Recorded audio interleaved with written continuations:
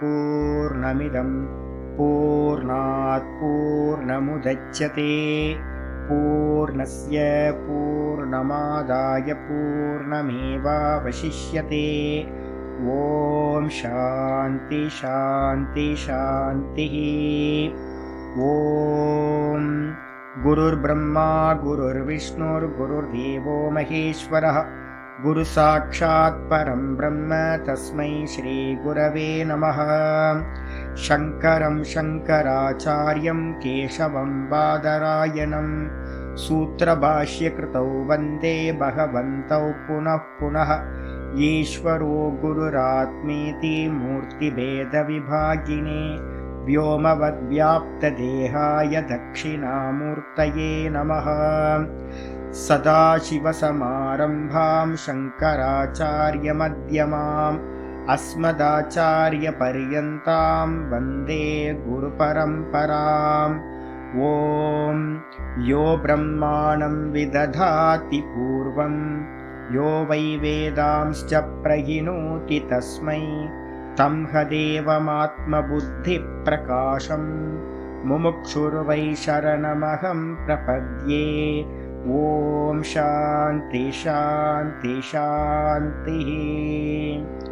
ॐ असतो मा सद्गमय तमसो मा ज्योतिर्गमय मृत्योर्मामृतं गमय। ॐ शान्ति शान्ति शान्तिः।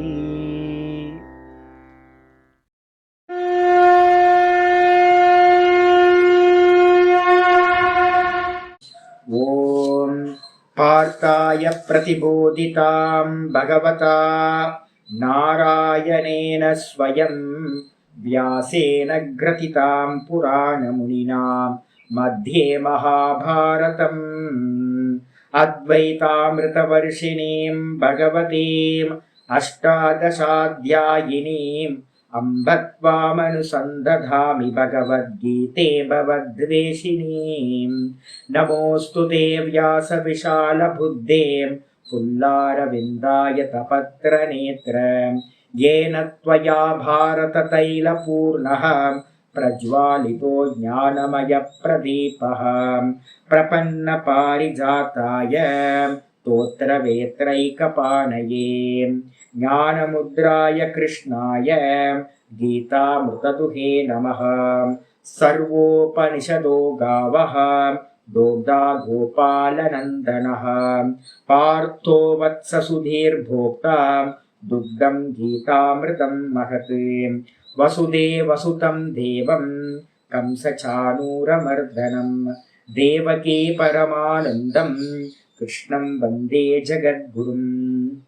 भीष्मद्रोणतटां जयद्रथजलां गान्धारनीलोत्पलां शल्यग्राहवती कृपेण वहनी कर्णेन वेलाकुलाम् अश्वत्थामविकर्णघोरमखरां दुर्योधनावर्तिनीं सोत्तीर्णा खलु पाण्डवैरननदीं कैवर्तककेशवः पाराशर्यवचः सरोजममलं गीतार्थगन्धोत्कटं नानाख्यानककेसरं हरिकथा सम्बोधनाभूतितम्। लोके सज्जनषट्पदैरहरः पेपीयमानं मुदा भूयाद्भारतपङ्कजं कलिमलं प्रध्वंसिनः श्रेयसे। मूकं करोति वाचालं पङ्गुं लङ्घयते गिरिं यत्कृपातमहं वन्दे परमानन्दमाधवम्। यं ब्रह्मा वरुणेन्द्ररुद्रमरुतः स्तुन्वन्ति दिव्यैस्तवैः वेदैः साङ्गपदक्रमोपनिषदैः गायन्ति यं सामगाः ध्यानावस्थिततद्गतेन मनसा पश्यन्ति यं योगिनः यस्यान्तं न विदुः सुरासुरगणाः। देवाय तस्मै नमः देवाय तस्मै नमः। ॐ श्रीकृष्णाय परमात्मने नमः। श्रीकृष्ण कृष्ण कृष्ण। ஓம் நாராயண பரோ வியக்தாத் அண்டமவ்யக்த சம்பவம் அண்டஸ்யாந்தஸ்தினி லோகாஹ சப்தத்வீபா ச மீதினி. ஓம். நமஸ்காரம். நம்ம பார்த்துக்கிட்டு இருக்கிறது பகவத்கீதையில 4th சாப்டர் ஞான கர்ம சந்நியாச யோகம் பார்த்துக்கிட்டு இருக்கோம். இந்த ஞான கர்ம சந்நியாச யோகத்துல 5வது ஸ்லோகம் வந்திருக்கோம் நேற்று வரைக்கும். இந்த 5வது ஸ்லோகத்துல இந்த வித்யாவோட பரம்பரைய சொல்ல ஆரம்பிச்சார். வித்யாவோட பரம்பரா, இந்த ஆத்ம ஞானம் அப்படின்றது யார்கிட்ட இருந்து வந்திருக்கு அப்படின்னு சொல்றது மூலமா என்ன கிடைக்கும் அப்படின்னா ஸ்ரத்தா உண்டாகும். ஸ்ரத்தை உண்டாச்சு அப்படின்னா என்ன இருக்கும்? வாஸ்தவத்துல யோக சூத்திரத்துல ஒரு சூத்திரம் பார்த்துருக்கோம். ஸ்ரத்தா வீரிய ஸ்மிருதி பிரஜா பூர்வக சமாதி பிரஜா பூர்வக இதரேஷாம் அப்படின்னு உபாய பிரத்யம்னு ஒண்ணு சொல்றோம் யோக சூத்திரத்துல. உபாயம் அப்படின்னா யாரெல்லாம் இந்த லோகத்தை விரும்பலையோ, ரீபர்த் விரும்பலையோ, எனக்கு மோட்சம் வேணும்னு சொல்றோமோ அந்த ஆட்கள் எல்லாமே பாத்தீங்கன்னா இதை ஃபாலோ பண்ணணும். என்ன ஃபாலோ பண்ணணும்? முதல்ல ஸ்ரத்தா வேணும் நமக்கு. ஸ்ரத்தை என்ன பண்ணும் அப்படின்னு கேட்டீங்கன்னா திட விசுவாசம். அது என்ன பண்ணும்? உங்களுக்கு பாத்தீங்கன்னா ஒரு வீரியத்தை உண்டு பண்ணும்.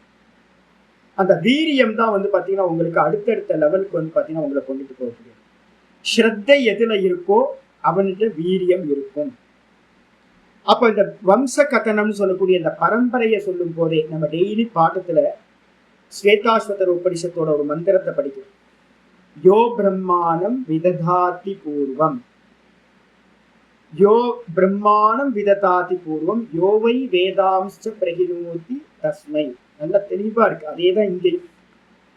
எவர் பிரம்மாவை முதல்ல படைத்தாரோ அவருக்கு எவர் பாத்தீங்கன்னா வேதங்களை அனுக்கிரகம் செய்தாரோ அந்த தேவனை, அந்த பரமேஸ்வரனை நான் என்ன பண்றேன்? முமுட்சுவாகிய நான் என்னுடைய புத்தி பிரகாசத்தை அடைவதற்காக நமஸ்காரம் பண்ணுகின்றேன் அப்படின்னு நம்ம டெய்லி இந்த ஸ்லோகத்தை சொல்லிக்கிட்டே இருக்கோம். அப்ப முதல்ல பாத்தீங்கன்னா ஈஸ்வரன்ட்ட இருந்து முதல்ல பிரம்மாவுக்கு பிராப்தியாச்சு. அந்த பிரம்மாவை தான் இங்க நம்ம என்ன பண்றோம்? சூரியன் அப்படின்னு நம்ம சொல்றோம். இந்த கிரியேஷன்ல முதல் எது அப்படின்னா தத்துவம் சூரியன் தான். முதல் தத்துவம் விராட்டுன்னு அடுத்துங்க. சூரியன் அப்படின்னா இந்த இடத்துல என்ன எடுக்கணும்? விராட்டுன்னு எடுக்கணும். அந்த சூரியன் என்ன பண்ணார் அப்படின்னு கேட்டீங்கன்னா அடுத்த பர்சனுக்கு கொடுக்கிறார். பகவான்கிட்ட இருந்து விராட்டுன்னு சொல்லக்கூடிய சூரியனுக்கு பிரம்மாவுக்கு உபதேசமாச்சு. அந்த பிரம்மா தன்னுடைய யாரு புத்திரர்களா இருந்த மானச புத்திரர்கள், மரீச்சி முதலிய புத்திரர்களுக்கு என்ன பண்ணார்? உபதேசம் பண்ணார். அந்த உபதேசத்துக்கு பிறகு அந்த மனுல பாத்தீங்கன்னா முதல் மனு என்ன பண்றாரு அப்படின்னு கேட்டீங்கன்னா இந்த இக்ஷ்வாகு அப்படின்னு சொல்லக்கூடிய ராஜாக்கு இதனை உபதேசம் செய்தார் அப்படின்னு நம்ம பார்க்கிறோம். வைவஸ்வத மனு உபதேசம் பண்ணார் அப்படின்னு. அப்ப நமக்கு என்ன தெரியணும் அப்படின்னு கேட்டீங்கன்னா இது குப்பனோ சுப்பனோ சாதாரண ஆட்கள் இதை படிக்கல, இதை அடுத்தடுத்த ஜெனரேஷன் கொண்டு போகல. இதெல்லாம் பெரிய மகரிஷிகள். அதனால இப்ப நம்ம கைக்கு இது கிடைச்சிருக்கு அப்படின்னா ரொம்ப ஆச்சரியம், ரொம்ப அற்புதமான விஷயம். ஏதோ கோட்டி ஜென்மங்கள்ல நம்ம பாத்தீங்கன்னா புண்ணியம் பண்ணியிருக்கோம்.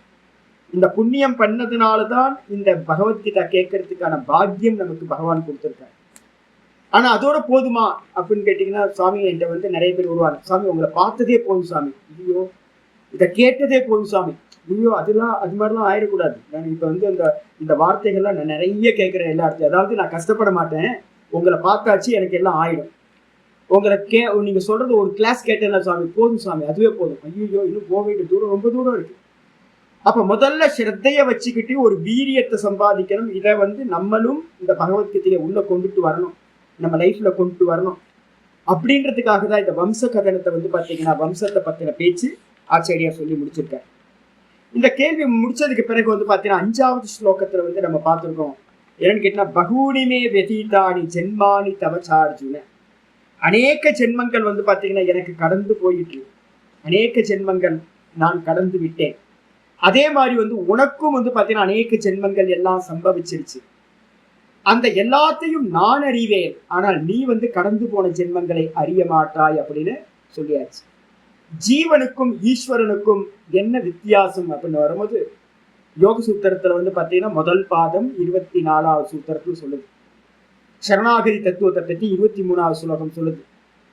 ஈஸியா வந்து பாத்தீங்கன்னா சரணாகதி பண்ணா ஈஸியா சமாதியானது கிடைக்கும் அப்படின்னு ஈஸ்வர பிரணிதானாத்வா அப்படின்னு சூத்திரம் சொல்லுது. அதுக்கப்புறம் அந்த ஈஸ்வரன் எப்படிப்பட்டவர் நமக்கு தெரியணுமே அப்படின்னும் போது அந்த யோக சூத்திரத்துல என்ன சொல்லுதுன்னா, கிளேஷ கர்ம விபாக ஆசையை அபராமிருஷ்ட புருஷ விசேஷா அப்படின்னு ஒரு லட்சணம் வந்து ஈஸ்வரனுக்கு சொல்லியிருக்கு. அவர் வந்து பாத்தீங்க அப்படின்னா அவருக்கும் நம்ம ஜீவர்களுக்கும் என்ன வித்தியாசம், ஈஸ்வரனுக்கும் நமக்கும் என்ன வித்தியாசம் அப்படின்னா, நமக்குள்ளார வந்து பாத்தீங்கன்னா அவித்யான்னு சொல்லக்கூடிய கிளேஷம் இருக்கு, மனசை வந்து சஞ்சலப்படுத்துது, அஜ்ஞானம்.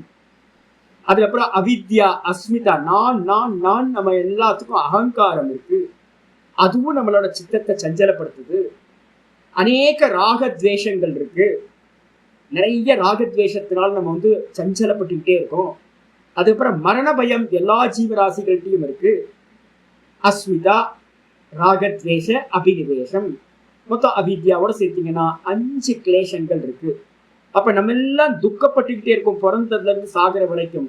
ஆனா இதோட அவருக்கு வந்து பாத்தீங்கன்னா எந்த ஒரு சம்பந்தமும் ஈஸ்வரனுக்கு இல்லை, கிளேஷம் இல்லை.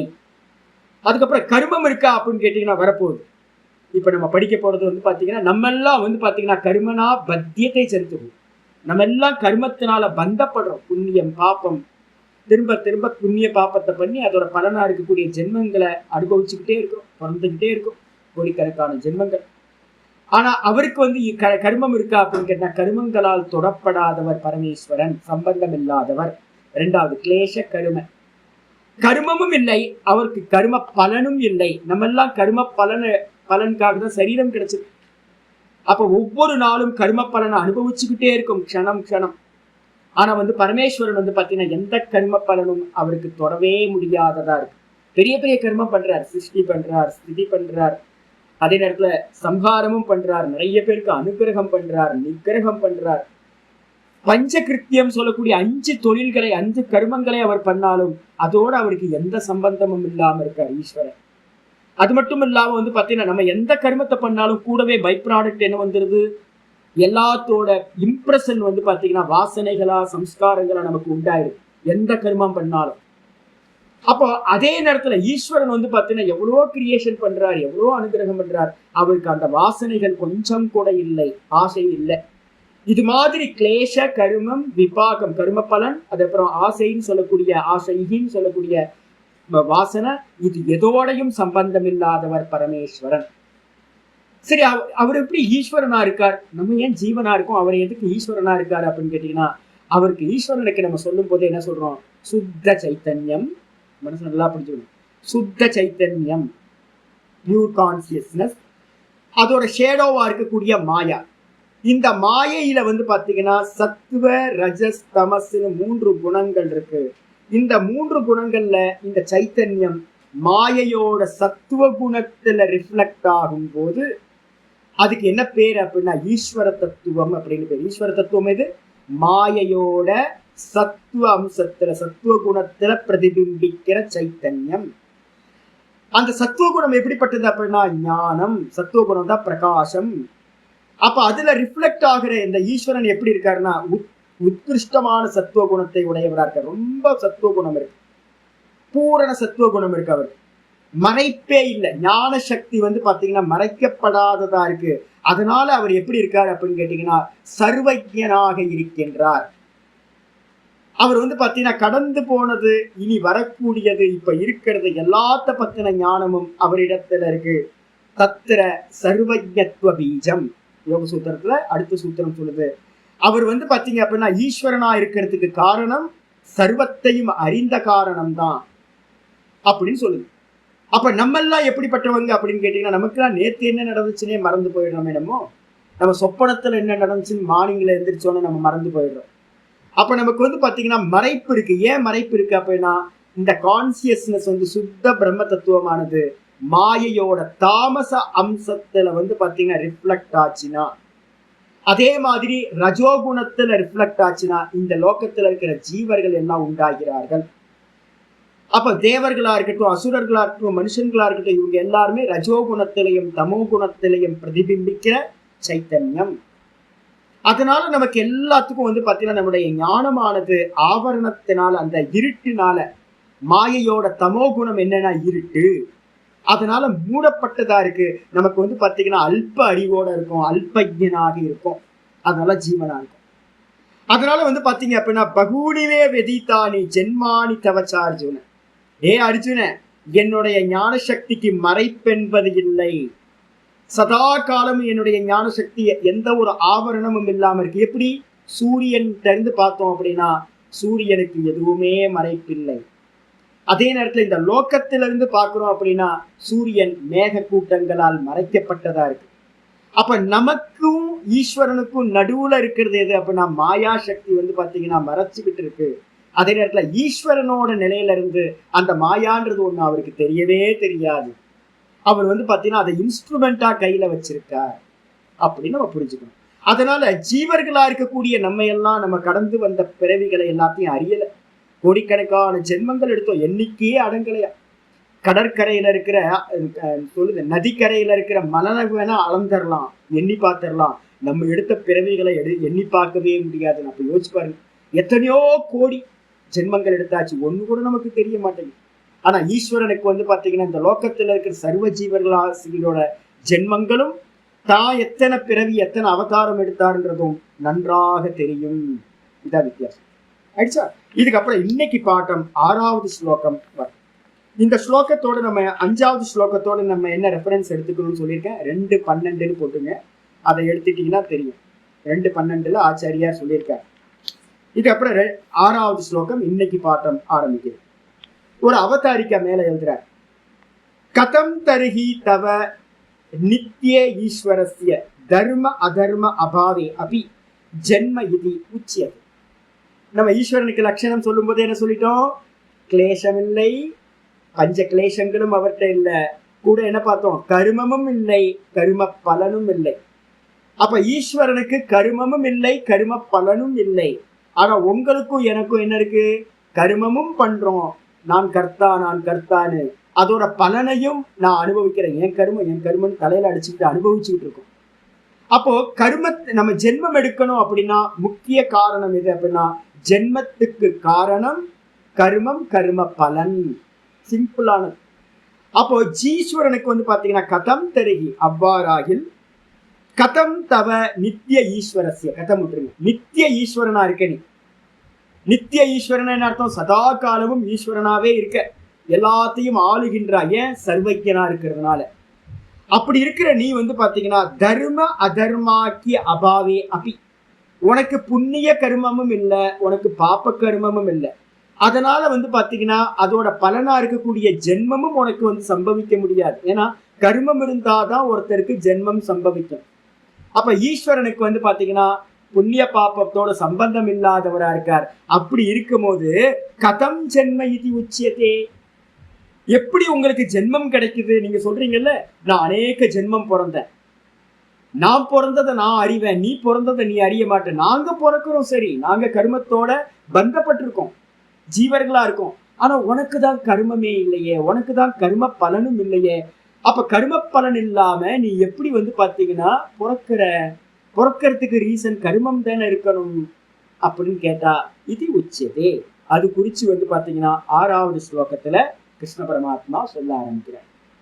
அஜோ விசன்னவ்யயாத்மா, அஜோ விசன்னவ்யயாத்மா பூதானாம் ஈஸ்வரோபி சன், பூதானாம் ஈஸ்வரோபி சன் பிரகிருதிம் ஸ்வாமதிஷ்டாய, பிரகிருதிம் ஸ்வாமதிஷ்டாய சம்பவாமி சம்பவாம்யாத்மமாயயாம், சம்பவாம்யாத்மமாயயாம் அஜோபி சன்னவ்யயாத்மா பூதானாம் ஈஸ்வரோபி சன் பிரகிருதிம் ஸ்வாமதிஷ்டாய சம்பவாமி சம்பவாம்யாத்மமாயயாம். அற்புதமான ஸ்லோகம். பக்கத்துல வந்து பாத்தீங்கன்னா என்ன பண்ணணும்னா நிறைய ரெஃபரன்ஸ்லாம் இருக்கு. ஆச்சாரியர் என்ன பண்றாருன்னா ஆரம்பிக்கிறார் அஜோபி சன்.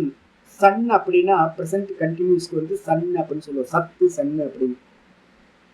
அஜோ சன்னபி, நான் வந்து பாத்தீங்க அப்படின்னா அஜமா இருந்தாலும், அஜம்ன்றதுக்கு அர்த்தம் ஜ, ஜன ஜம்முனா என்ன அர்த்தம்னா ஜ அப்படின்னா பிறத்தல், உண்டாகுதல். ஜாயத்தே இது ஜ, உண்டாகுதல், பிறத்தலுக்கு பேரு ஜ. அதுக்கு ஆப்போசிட் என்னன்னா அஜ, அஜஹ, பிறப்பில்லாதது. அந்த ஈஸ்வர தத்துவத்துக்கு வந்து பாத்தீங்கன்னா பர்த்ன்றது ஒண்ணு இல்லவே இல்லை.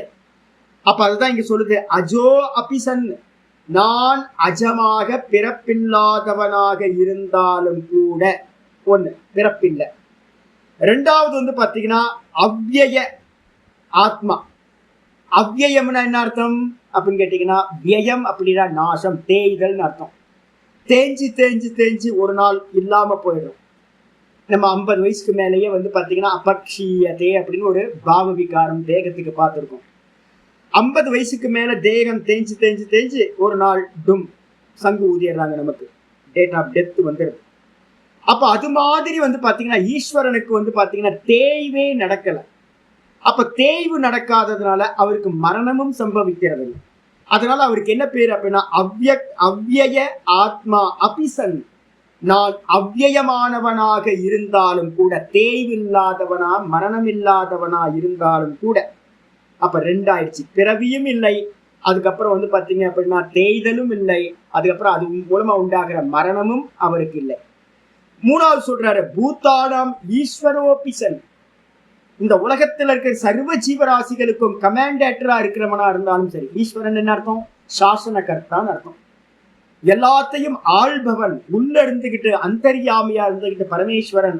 இன்னைக்கு கிளாஸ்க்கு போ, இன்னைக்கு கிளாஸ்க்கு போகாத, காஃபி குடி, காஃபி குடிக்காத, தூங்கு தூங்காத, ஜெபம் பண்ணு ஜெபம் பண்ணாத, வேலைக்கு போ வேலைக்கு போகாத அப்படின்னு உள்ள இருந்துகிட்டு வந்து பாத்தீங்கன்னா நம்மளை எல்லாத்தையும் பிரவருத்தி பண்ண வைக்கிறவன் அந்த ஈஸ்வரன். அப்ப ஜீவர்களையோட எல்லாத்தையும் ஆளக்கூடியவன் பூத்தானாம் ஈஸ்வரோ அபிசன், எல்லா ஜீவராசிகளுக்கும் எல்லாத்தையும் ஆளக்கூடியவனா ஈஸ்வரனா நான் இருந்தாலும் கூட. அப்ப என்ன அர்த்தம்னு கேட்டீங்கன்னா, இதெல்லாம் இருந்தாலும் கூட நான் என்ன பண்றேன் அப்படின்னா பிரகிருதி ஸ்வாம் பிரகிருதி அதிஷ்டாய. ஸ்வாம் பிரகிருதினா என்னுடைய பிரகிருதியை நான் என்ன பண்றேன் அப்படின்னு கேட்டீங்கன்னா வசப்படுத்தி கொண்டு, ஆதாரமாக கொண்டு. அதிஷ்டாயன்றதுக்கு அர்த்தம் ஒரு ஆதாரம் தேவை. நான் கான்சியஸ்னஸா, பியூர் கான்சியஸ்னஸா இருக்கிற நான் என்ன பண்றேன், மாயான்னு சொல்லக்கூடிய பிரகிருதியை ஆதாரமாக கொண்டு நான் என்ன பண்றேன் அப்படின்னு கேட்டீங்கன்னா சம்பவாமி, திரும்ப திரும்ப திரும்ப நான் என்ன பண்றேன் அப்படின்னா பிறக்கின்றேன். அப்ப மெஜிஷியன் வந்து பாத்தீங்கன்னா ஒரு எப்படி வந்து ஒரு புறாவை ஒரு கர்ச்சீஃப்ல இருந்து கிரியேட் பண்றானோ, பழைய காலத்து மெஜிஷியன், இப்பெல்லாம் ட்ரிக்ஸ் எல்லாமே.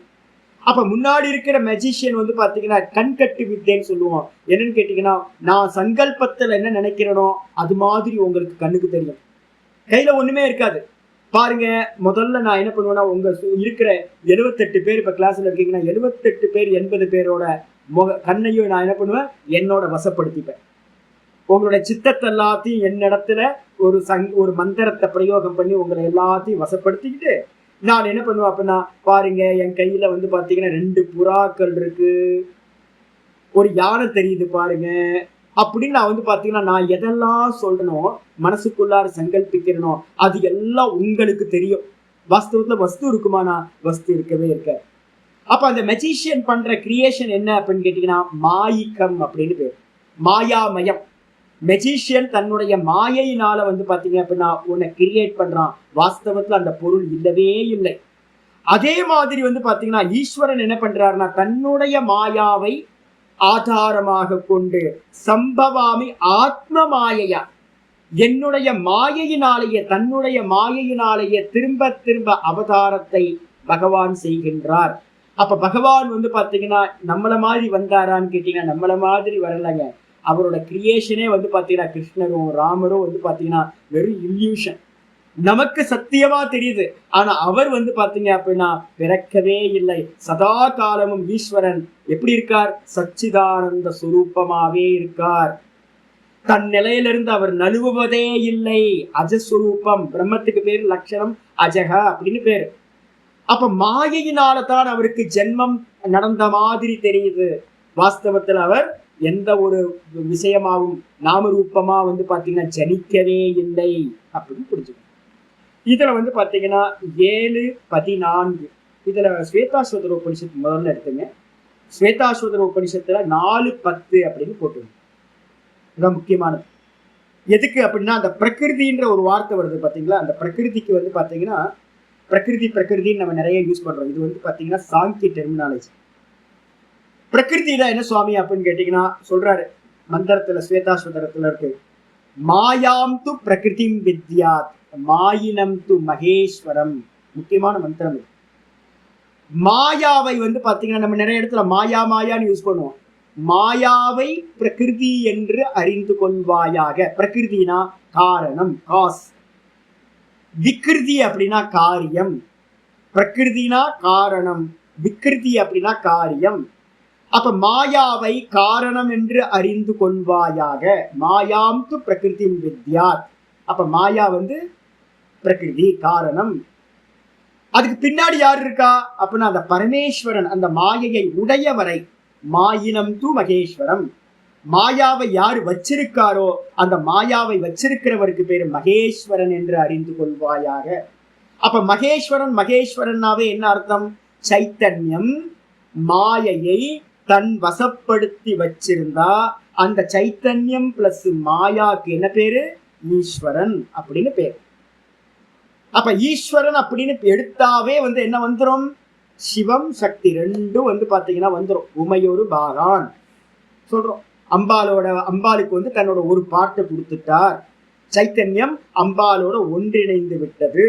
ஒரு பேர் வந்துருது, ஈஸ்வரன் அப்படின்னு பேர் வந்துருது. இப்ப அது எங்க பட்டுச்சு? சத்துவ குணத்துல ரிஃப்ளெக்ட் ஆகிற சைத்தன்யம், அதான் ஈஸ்வரன். அப்படி ஆகும்போது வந்து பாத்தீங்கன்னா அவருடைய ஞானத்துக்கு வந்து பாத்தீங்கன்னா மறைப்பு உண்டாவதில்லை.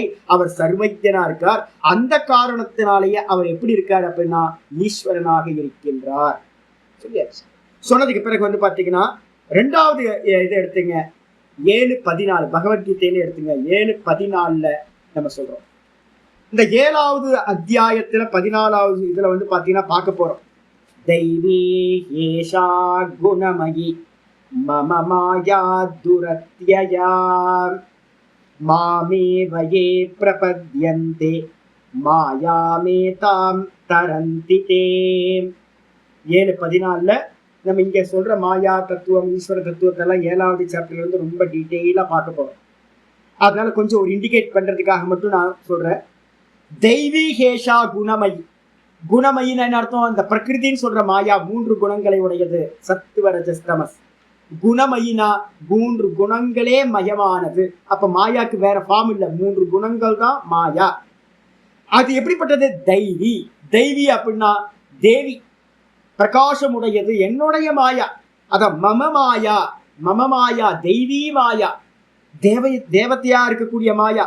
அப்ப என்ன அர்த்தம்? தெய்வீகமானது. அது வாஸ்தவத்துல லோக்கல் இல்ல. அந்த மாயா வந்து பாத்தீங்கன்னா ஈஸ்வரன் கையில இருக்கக்கூடிய இன்ஸ்ட்ருமெண்ட், சிவகாம சுந்தரி. அப்படி இருக்கிற அந்த மாயா வந்து பாத்தீங்கன்னா என்னுடைய மாயான்றார். மம மாயா, என்னுடைய மாயா. அப்ப என்னுடைய மாயா அப்படின்னு சொல்லிட்டு அடுத்து சொல்றாரு துரத்தியா.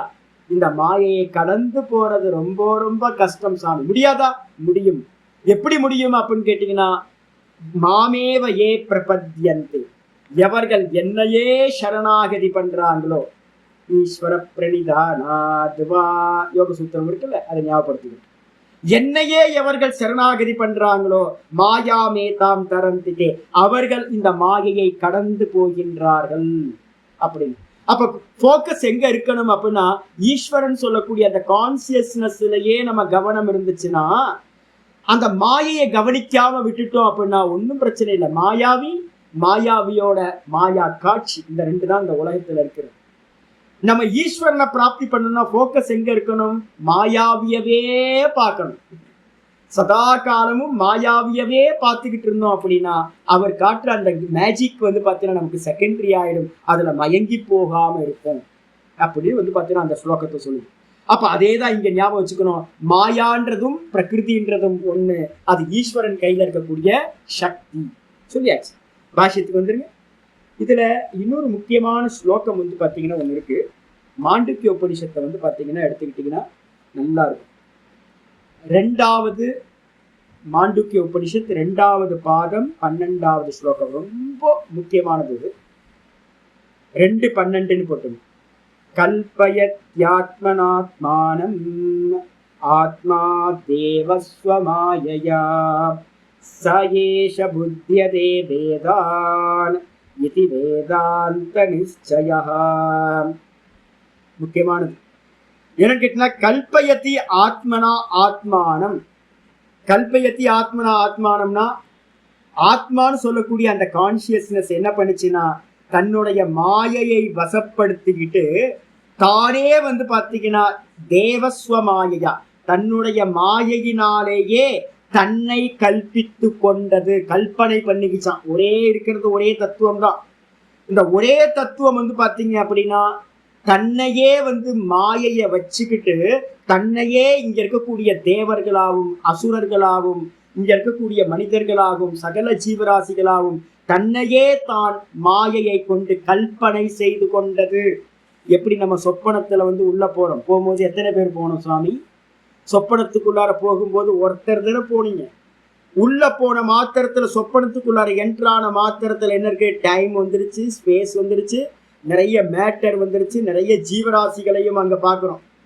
இது எல்லாம் பாத்தீங்கன்னா ஒன்னா இருந்த நீங்க தான் சொப்பனத்துல என்ன ஆயினீங்க? அநேகமா ஆனீங்க.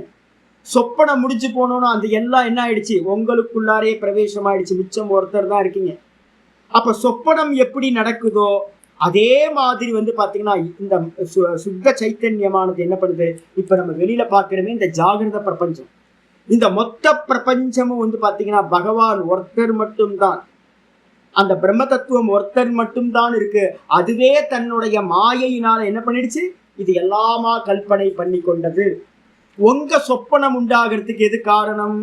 பிரஷ்னோபனிஷத் சொல்லுது 4வது பிரஷ்னம். நம்மள்ட்ட இருக்கக்கூடிய வாசனைகள், சம்ஸ்காரம். நம்ம இப்போ டே டு லைஃப்ல எதை பார்த்தோமோ, எதை கேட்டமோ, எதை அனுபவிச்சோமோ, இந்த ஜென்மத்திலையோ இல்ல முந்தின ஜென்மங்கள்லையோ எதையெல்லாம் நம்ம பார்த்து அனுபவிச்சோமோ அது எல்லாம் பாத்தீங்கன்னா பிலிம் ரோல் மாதிரி உள்ளுக்குள்ளார சம்ஸ்காரம், வாசனைகள் அப்படின்னு ரெக்கார்ட் ஆயிருக்கு. அப்போ அது கர்மத்துக்கு ஏத்த மாதிரி உள்ளுக்குள்ளார ஒரு கர்மா இருக்கு. உள்ளுக்குள்ளார புண்ணிய பாப்பம், நம்ம மானசத்துல பண்ண புண்ணிய பாப்பத்துக்கு ஏத்த மாதிரி ஒவ்வொரு நாளும் விதவிதமான சொப்பனங்கள் நமக்கு சம்பவிக்குது. அப்ப சொப்பனம் அப்படின்றது நமக்குள்ளார பதிஞ்சிருக்கிற வாசனைகள் தான் சொப்பனமாக சம்பவிக்கிறது. வஸ்துக்கள் இருக்கா அப்படின்னா வாஸ்தவத்துல வஸ்துக்கள் இல்ல. சொப்பனம்ன்றது எப்படி டைரக்டா ஷூட்டிங் நடக்குது, அந்த ஷூட்டிங்கோட பதிவுகள் பாத்தீங்க அப்படின்னா ஃபுல்லா பாத்தீங்கன்னா பிலிம் ரோல்ல ரெக்கார்ட் ஆயிடுது. அந்த பிலிம் ரோலை தான் நம்ம சினிமாவா பாக்குறோம் வாஸ்தவத்துல இருக்கிற மாதிரி.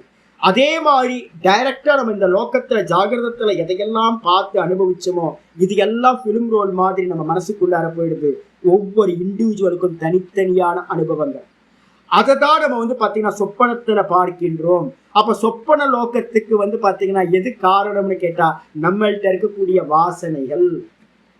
அந்த வாசனைகள் தான் பாத்தீங்க அப்படின்னா என்ன இருக்கு அப்படின்னா மூல காரணமா இருந்துட்டு கிரியேஷன், சொப்பனத்தோட கிரியேஷன் ஒவ்வொருத்தரும் தனித்தனியா பண்ணிக்கிட்டு இருக்கோம்.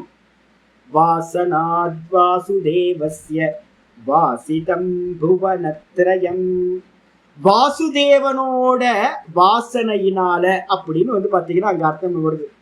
இந்த உலகம் மொத்தமும் மூடப்பட்டிருக்கா. இப்ப நம்ம சொப்பனம் பார்த்துக்கிட்டு இருக்கும் போது கூட நமக்கு என்ன தெரியுதுன்னா அதுல இருக்கக்கூடிய விஷயங்கள்லாம் நம்ம உண்மைன்னு நம்பி அங்கேயும் சுகத்தையும் துக்கத்தையும் நம்ம அனுபவிச்சுட்டு இருக்கோம். வெளியில வேக்கப் ஆனதுக்கு பிறகுதான் நமக்கு தெரியுது ஐயோ சொப்பனம் பார்த்தது பொய் அப்படின்னு. ஆனா சொப்பனம் கண்டுகிட்டு இருக்கிற வரைக்கும் அது சத்தியமா நமக்கு சுகத்தையும் துக்கத்தையும் கொடுத்தது. நம்ம மாயா, நம்மளோட வாசனா, அது பாத்தீங்கன்னா அது ஒரு கிரியேஷனை பண்ணி அங்கேயும் நம்ம பாத்தீங்கன்னா மாட்டிக்கிட்டு மோகத்தினால என்ன பண்ணோம்? சுகதுக்கத்தை அனுபவிச்சோம். அதே மாதிரிதான் இந்த ஜெகத்துல பாத்தீங்கன்னா டோட்டல் மாயா. எது மாயா? டோட்டல் மாயா. இங்க இருக்கக்கூடிய சர்வ ஜீவராசிகளோட வாசனைகள். எல்லா ஜீவராசிகளோட வாசனைகளை வச்சு அந்தந்த கருமாக்கு ஏற்ற மாதிரி ஒரு மெச்சூரிட்டி ஆகும்போது ஒரு கிரியேஷனை பகவான் பண்றார். அப்ப என்ன அர்த்தம்? ஒவ்வொரு இண்டிவிஜுவலோட வாசனா அவங்களுடைய சொப்பனம். அதே மாதிரி இந்த டோட்டலா இருக்கக்கூடிய எல்லாத்தோட வாசனைகளையும் சேர்த்தா அநேக கிரியேஷன் வந்துகிட்டே இருக்கு. அப்ப இந்த கிரியேஷன் எல்லாமே நம்மளுடைய வாசனைகள். சரி, இந்த வாசனைகள்னால கிரியேஷன் நடந்துச்சு. யாரோட வாசனா? வாசனாத் வாசுதேவஸ் வாசுதேவஸ்ய வாசனாத், வாசுதேவனுடைய பரமேஸ்வரனுடைய வாசனையினால. பரமேஸ்வரன் யாரு அப்படின்னா டோட்டல் கான்சியஸ்னஸ்க்கு பேர் தான் பரமேஸ்வரன். மாயையோடு கூடியிருக்கார். அவர் வாசனையோடு கூடியிருக்கார். மாயா இது வாசனா. அதோடு கூடி இருந்துகிட்டு வாசிதம் புவனத்திரயம், இந்த 3 லோகத்தையும், 2 அர்த்தம், 3 லோகத்தையும் பாத்தீங்கன்னா மூடி மறைக்கிறார், வாசிதம் பண்றார்.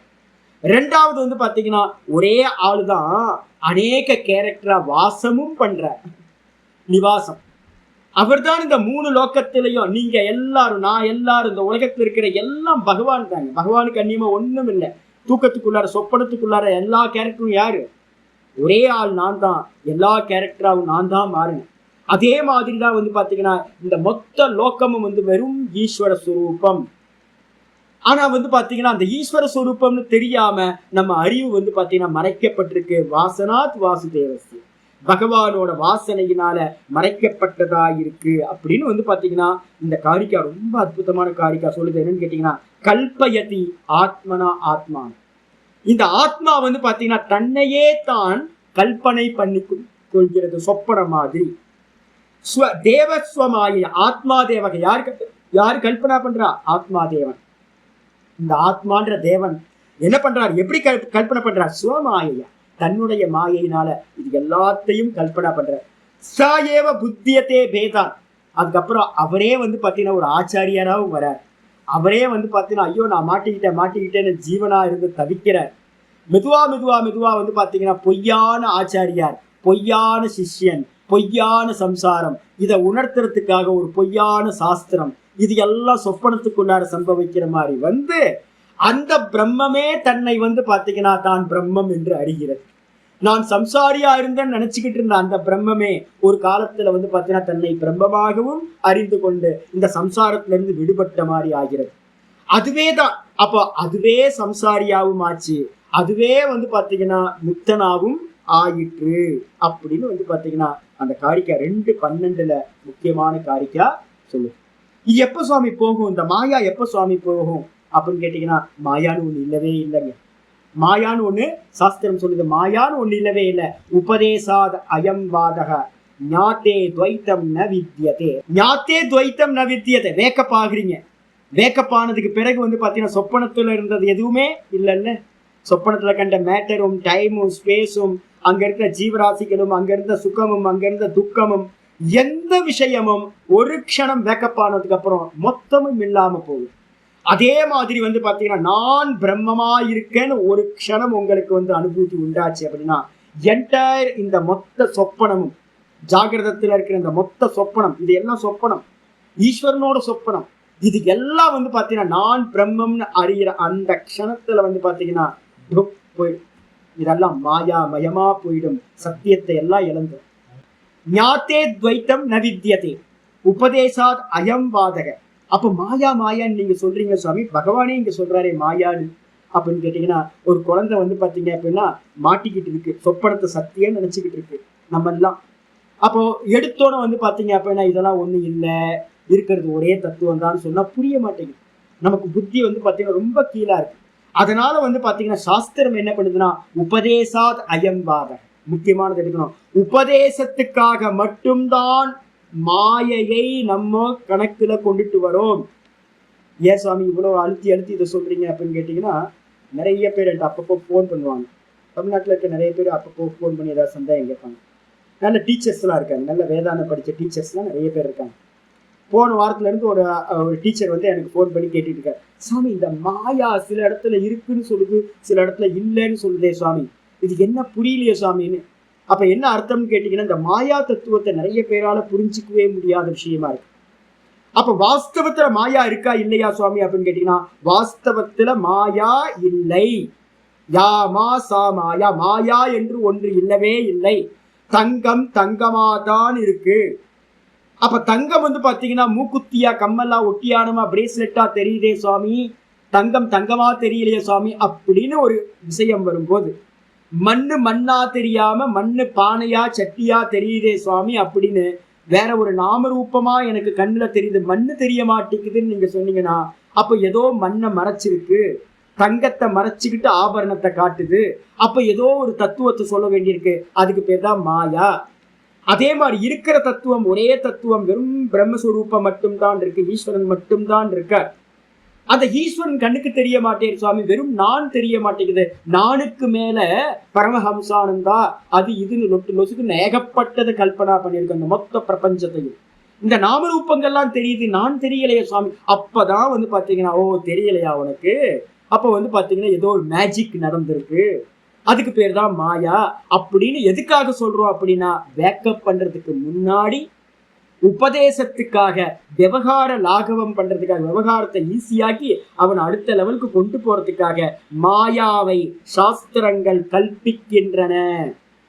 வாஸ்தவத்துல வந்து பாத்தீங்கன்னா மாயான்னு ஒரு தத்துவம் வாஸ்தவத்துல இல்ல. உபதேசம் எப்ப நடக்குது, அஞ்ஞான அவஸ்தையில இருக்கிற வரைக்கும் மாயான்னு ஒண்ணு இருக்கு. அடைந்த பிறகு ஞாத்தே துவைத்தம் ந வித்தியதே, அடைந்த பிறகு நான் அப்படின்னு பேக்கப் ஆனதுக்கு பிறகு துவைத்தம் என்று ஒன்றும் இல்லை, மாயை என்று ஒன்றும் இல்லை. அப்ப தன்னை அறிகிற வரைக்கும் தாங்க மாயைக்கு இருப்பு கொடுத்துருக்கு. அப்ப முக்த புருஷரா இருக்கார் யாரு, சதா முக்தக. யாரு அப்படின்னா ஈஸ்வரன் சதா முக்தக. கைக்கு வந்து மாயா தெரியுமானா, மாயைன்றது ஒண்ணு அவருக்கு மறைப்பா இருக்கவே இருக்காது, விளையாட்டுக்கு மாறி அவர் காரியத்தை பண்ணிட்டு இருக்க அப்படின்னு புரிஞ்சுக்கணும். பாஷ்யத்துக்கு வந்து அஜக அப்பி, ஆச்சாரிய சொல்ற அஜக அப்பின்னு என்ன அர்த்தம், ஜென்ம ரஹிதா. அப்போ இதுக்கு என்ன பேர் சுவாமி, நான் 3 ஆபாசம் மாண்டூக்கிய உபநிஷத்துல எடுத்து சொல்லியிருக்கேன், 3 ஆபாசம் சொல்லியிருக்கேன். என்ன அப்படின்னா, நான் சொப்பனத்துல பிறந்தேன், உண்மையா பொய்யா ஒரு கேரக்டரான சொப்பனத்துல நான் பிறக்கவே இல்லை சாமி, உண்மை இல்லை. அப்ப என்ன அர்த்தம்னா, விவகாரம், சொப்பனத்துல விவகாரம் இருக்கு, விவகாரத்துல நான் பிறந்த மாதிரி இருக்கேன். ஆனா வாஸ்தவத்துல வேக்கப்பானதான் தெரியுது, நான் கேரக்டரா ஆகவே இல்லை சொப்பனத்துல. அப்ப ஆனா பிறந்த மாதிரி தெரியுது, பிறந்த மாதிரி தெரியுது. அதே மாதிரி வந்து பாத்தீங்க அப்படின்னா ஈஸ்வரன் வந்து அவதரிச்ச மாதிரி தெரியுது. ஈஸ்வரன் அவதாரம் பண்ணவே இல்லை. கிருஷ்ண பரமாத்மா வந்து பாத்தீங்க அப்படின்னா வசுதேவரோட வீட்டுல பிறந்த மாதிரி தெரியுது, ஆனா அவர் பிறக்கவே இல்லை. அப்ப பிறக்கவே இல்லைன்னா அதுக்கு என்ன பேர் சுவாமி அப்படின்னு கேட்டீங்கன்னா அஜக. அஜகனா பிறப்பில்லாதவர். ஏன் அப்ப தெரியுது, தெரியுது அப்படின்னா அதுக்கு என்ன பேரு அப்படின்னா ஜாத்தியாபாசம் அப்படின்னு அதுக்கு பேர் சொல்றோம். அந்த பிரம்ம தத்துவம் நம்ம எப்படி கனவுல தோன்றோமோ அதே மாதிரி ஈஸ்வர தத்துவம் இங்க அவதரிச்ச மாதிரி தெரியுது அப்படின்னா தெரியுது, அதுக்கு பேர் ஆபாசம், தோற்றம், அதுக்கு பேரு ஜாத்தியாபாசம் அப்படின்னு பேர். அதுதான் இங்க ஆச்சரிய சொல்ற அஜக அபி. அஜக அப்படின்னா பிறப்பில்லாதவனா இருந்தாலும் கூட, ஜென்ம ரஹிதக ஜென்மம் இல்லாதவனா இருந்தாலும் கூட, அபி இருந்தாலும் கூட, சன் அப்படி இருந்துகிட்டு சுத்த பிரம்ம தத்துவமா தான் ஈஸ்வரன் இருக்கார். நல்லா தெரிஞ்சுங்க, வேதாந்தம் படிக்கிறவங்க பக்தி பண்றதுக்கும் அதே நேரத்துல வந்து பாத்தீங்கன்னா லௌகிக மக்கள் பக்தி பண்றதுக்கும் ரொம்ப டிஃபரெண்ட் இருக்கு. இப்ப நீங்களும் நானும் வந்து பாத்தீங்கன்னா எப்படி பக்தி பண்ணணும் அப்படின்னா, ஈஸ்வரனை சச்சிதானந்த விக்கிரகமா தான் பார்க்கணும். அவருக்கு என்ன ஃபார்ம் அப்படின்னா, அவருக்கு கான்சியஸ்னஸ் தான் ஃபார்ம். அந்த கான்சியஸ்னஸுக்கு மேல ஒரு ஷர்ட் போட்டு விட்டுருக்கோம். அப்ப எப்படி அறியணும் கான்சியஸ்னஸ் எங்கெல்லாம் இருக்கு அப்படின்னா, எனக்குள்ளாரையும் நான் அந்த பரமாத்மா தான் இருக்கார். எல்லா ஜீவராசிகள்லயும் அந்த பரமாத்மா வெறும் சச்சிதானந்த சுரூபமா இருக்கார். எனக்கு ஒரு ஆலம்பனம் தேவை, ஒரு பிடிப்பு தேவைன்றதுக்காக சங்கு சக்கர கதாதாரியா வச்சு ஒரு மாலையெல்லாம் போட்டு நானே கான்சியஸ்னஸுக்கு நிறைய வேஷங்கள் போடுறேன். வேஷங்கள் போட்டாலும் கூட நம்ம புத்தி என்ன இருக்கணும், ஈஸ்வரன் ஆத்மாவா இருக்கார், சுத்த பரபிரம்ம சுரூபமா இருக்கார். நம்மள மாதிரி சின்ன குழந்தைங்களுக்கு வந்து புரியலன்றதுக்காக வேஷம் கொடுத்து வந்திருக்கார் அப்படின்னு புரிஞ்சுக்கணும். அப்ப அப்படி இருந்துகிட்டு வந்து பாத்தீங்கன்னா என்ன பண்றார், ததா எப்படி ஜென்மம் இல்லாதவராயிருந்தாலும் கூட, ததா அது போலவே அவ்யயாத்மா. அவ்யயாத்மான்னு அர்த்தம் அக்ஷீண ஞான சக்தி சுபாவகபி. அவருடைய ஞான சக்திக்கு வந்து பாத்தீங்கன்னா அழிவே இல்லை. எனக்கு ஒரு டோலோ 650 போட்டாவே என்னோட ஞான சக்தி போயிடுது. ஒரு ஆன்டிபயோட்டிக் கொடுத்தாங்க, போன வாரம் ஃபுல்லா வந்து பாத்தீங்கன்னா ஏதோ கஞ்சா சாப்பிட்ட மாதிரியே நான் தெரிஞ்சுக்கிட்டு இருந்தேன். எனக்கு வந்து பாத்தீங்கன்னா கிளாஸ் எடுத்து முடிச்சா அப்படியே மிதந்துக்கிட்டே இருக்கிறேன். அப்ப என்னோட ஞான சக்தி என்ன ஆச்சு அப்படின்னா, போன வாரத்துல மெமரி பவர் போயிடுச்சுங்க. ஒரு ஆன்டிபயோட்டிக் டேப்லெட் வந்து பாத்தீங்கன்னா என்ன பண்ணுது அப்படின்னா, ஆஃப் டோஸ் தான் எடுத்தேன், போச்சு என்னோட மெமரி. அது என்ன ஸ்லோகம், அது என்னது, அவர் பேர் என்னது அப்படின்னு முழிக்க வேண்டியதா இருக்கு. ஒரு பேராசிட்டமல் வந்து பாத்தீங்கன்னா ஒரு 500க்கு மேல போனாவே நம்ம ஞான சக்தி மறைக்கப்பட்டதாகுது. ஆனா ஈஸ்வரன் எப்படி இருக்காருன்னா அக்ஷீண ஞான சக்தி சுபாவர். அவருடைய ஞான சக்தி பாத்தீங்கன்னா க்ஷீணமாகிறதே இல்லை, தேய்வடைவதே இல்லை, எப்பவும் அறிவோட இருக்கார், பூரண ஞானமா இருக்கார். தத்திர நிரதிசயத்துவ பீஜம் நம்ம சொன்னோம்ல, அவர் ஈஸ்வரனா இருக்கிறதுக்கு காரணம் என்ன? யோக சூத்திரத்துல சொல்லுது, அவர் சதா காலமும் ஞான சக்தியோட இருக்கார், சர்வத்தையும் அறிகிறவரா இருக்கார். அப்படி இருந்தாலும் கூட ததா பூத்தானா, அது மாதிரியே இருந்தாலும் கூட கிருஷ்ணனோட விளையாட்டு லீலையை பார்த்தீங்கன்னா அம்மாவுக்கு முன்னாடி சேட்டை பண்றதும் இதுவும் நம்மள மாதிரியே அஜ்ஞானி மாதிரியே அல்பஜன் மாதிரியே தான் காரியம் பண்ணியிருக்கார். அவருக்கு தெரியும்ல, பிறக்கும் போதே தெரியும் மகாபாரத யுத்தம் என்ன ஆகும் அப்படின்னு. ஒவ்வொருத்தரோட கர்மாவும் தெரியும். இருந்தாலும் தெரியாத மாதிரியே வேஷம் போட்டு கிருஷ்ண பரமாத்மா சகலமா எல்லாத்துக்கூடிய சாமானியமா இருந்திருக்கார். யோசிச்சு பாருங்க, எல்லாரும் தெரிஞ்சுக்கிட்டு தெரியாம நடிக்கணும் அப்படின்னா என்ன ஒரு பக்குவம் வேணும். ஈஸ்வரனோட லீலா. அதுக்கு அடுத்து சொல்றார் பூத்தானாம் ஈஸ்வரோபிசன் மந்திரத்துல இருக்கிறது. பூத்தங்கள்னா எது? பிரம்மாதி ஸ்தம்ப பரியந்தானாம், பிரம்மா முதல் கொண்டு இருக்கிற அந்த சின்ன புல்லு வரைக்கும், ஸ்தம்பம்னா புல்லு, சின்ன புல்லு வரைக்கும் இருக்கக்கூடிய எல்லா ஜீவராசிகளுக்கும் ஈஸ்வரக. ஈஸ்வரன் என்ன அர்த்தம்? ஈஸ்வரன் என்ன அர்த்தம் எடுக்கணும் அப்படின்னா ஈசனசீலக அபிசன். ஈசனசீலன்னா சாசனம் பண்றவர், கமாண்டேட்டர், அந்தர்யாமின்னு பேரு. ஈஸ்வரன் எங்க இருந்துகிட்டு எங்கேயாவது ஒரு கைலாயத்துல வைகுண்டத்துல இருந்துகிட்டு எல்லாத்தையும் லீட் பண்றாரா? இல்ல சுவாமி. அவர் பாத்தீங்கன்னா எல்லா ஜீவராசிகளோட ஹிருதயத்திலையும் இருந்துகிட்டு எல்லாத்தையும் ஆட்டி படைக்கின்றார். ஈஸ்வர சர்வபூதானாம் ஹிருத்தேசே அர்ஜுன திஷ்டதி. முன்னாடி 18ஆவது சாப்டர்ல சொல்லுது. ஈஸ்வரன் எல்லாத்தோட ஹிருதயத்திலையும் இருந்துகிட்டு பாத்தீங்கன்னா எல்லாத்தையும் ஆட்டி படைக்கின்றார். அப்ப புல்லுல இருந்து பிரம்மா வரைக்கும் உள்ளுக்குள்ளார் அவங்களோட ஹிருதயத்துலதான் ஈஸ்வரன் இருக்கார். அதனால சாசனம் பண்றதுன்றது, வழிநடத்துதல், ஆளுமை செய்தல் அப்படின்றது ரொம்ப பர்ஃபெக்டா இருக்கும். ஒரு எம்எம் கூட அவர் நினைச்சதுக்கு அந்நியமா நீங்களோ நானோ பண்ண முடியாது, மனசுல வச்சுக்கணும். அப்படி இருந்துகிட்டு இருந்தாலும் அவர் என்ன பண்றாரு அப்படின்னா, இப்படிப்பட்ட அந்தர்யாமியா இந்த மாதிரி சச்சிதானந்த விக்கிரகமா இருந்தாலும் கூட பிரகிருதி ஸ்வாம் மந்திரத்துல இருக்குல்ல, பிரகிருதி ஸ்வாம் இருக்கு. அதுக்கு என்ன அர்த்தம்? ஸ்வாம்னா மம, என்னுடைய பிரகிருதியை. பிரகிருதினா என்ன எடுக்கணும்?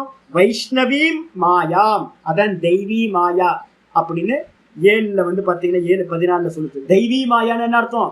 என்னுடைய மாயா. அப்ப விஷ்ணுவோட மாயாக்கு பேரு வைஷ்ணவி மாயான்னு பேரு, விஷ்ணுவோட ஷேடோ. அப்படி இருக்கக்கூடிய அந்த மாயாவை பாத்தீங்கன்னா எப்படிப்பட்டது? தெய்வீ ஹேஷா குணமயி. அந்த 7:14 குணமயின்னு சொல்லுது. இங்க ஆச்சாரியர் தான் சொல்றார், திரிகுணாத்மிகாம். இந்த 3 குணங்களை உடைய இந்த மாயையை பாத்தீங்கன்னா எஸ்யாகா வசே, எதனுடைய வசத்தில் சர்வம் ஜெகத்து வர்த்ததே, யாரோட வசத்துல இருக்கு?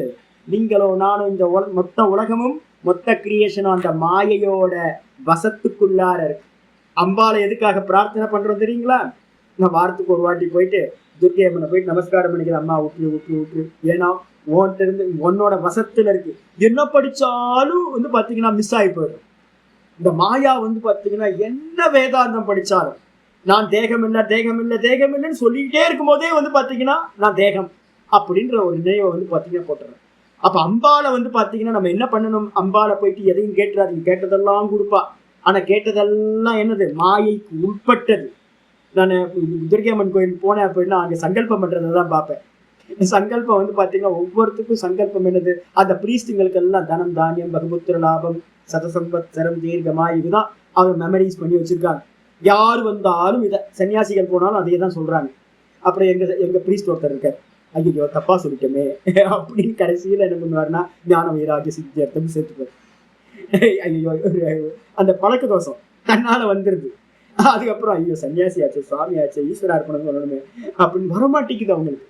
இது எல்லாம் இந்த உலகத்துல இருக்கிற நீங்க எதையெல்லாம் அடையிறீங்களோ, பிரம்மா பதவி வரைக்கும் நம்ம அடைஞ்சாலும் கூட அது எல்லாமே என்னது? மாயைக்கு வசப்பட்டது. அப்ப இந்த மொத்த உலகமும் மாயைக்கு வசப்பட்டதா இருக்கோ அந்த யயா மோகிதம் சத்து, எது பாத்தீங்கன்னா எல்லாத்தையும் இந்த உலகத்தையே மோகம் அடைய வைக்கின்றதோ, மோகினி அம்பாள் எப்படிப்பட்டவள்? மோகத்தை உண்டு பண்றவள். தனம், தானியம் எல்லாத்துலயும் மோகம். ஒவ்வொருத்தருக்கு பதவி, ஒருத்தருக்கு பணம், ஒருத்தருக்கு பாத்தீங்கன்னா போகம், விஷய போகம், எல்லாத்தையும் கொடுத்து வந்து பாத்தீங்கன்னா எல்லாத்தையும் மோகம் பண்ண வச்சு தான்றத அறிய விடாம பண்றான். அப்படிப்பட்ட மோகினியா இருக்கக்கூடிய அந்த மோகத்தை உண்டு பண்றவனை சத்து சொம் ஆத்மானம் வாசுதேவம் ந ஜானாதி. அதனால வந்து பாத்தீங்கன்னா அந்த மோகம் அடைய வச்சு நம்மளை வந்து பாத்தீங்கன்னா உலகியல் விஷயங்கள்லயே ரமிக்க பண்றா. ஒரு க்ஷணம் கூட அந்த என்னுடைய ஆத்மாவை வாசுதேவம் ந ஜானாதி. எவனும் வாசுதேவனை பார்க்கறதே இல்லை. நான் வாசுதேவன் எப்படி இருக்கேன்?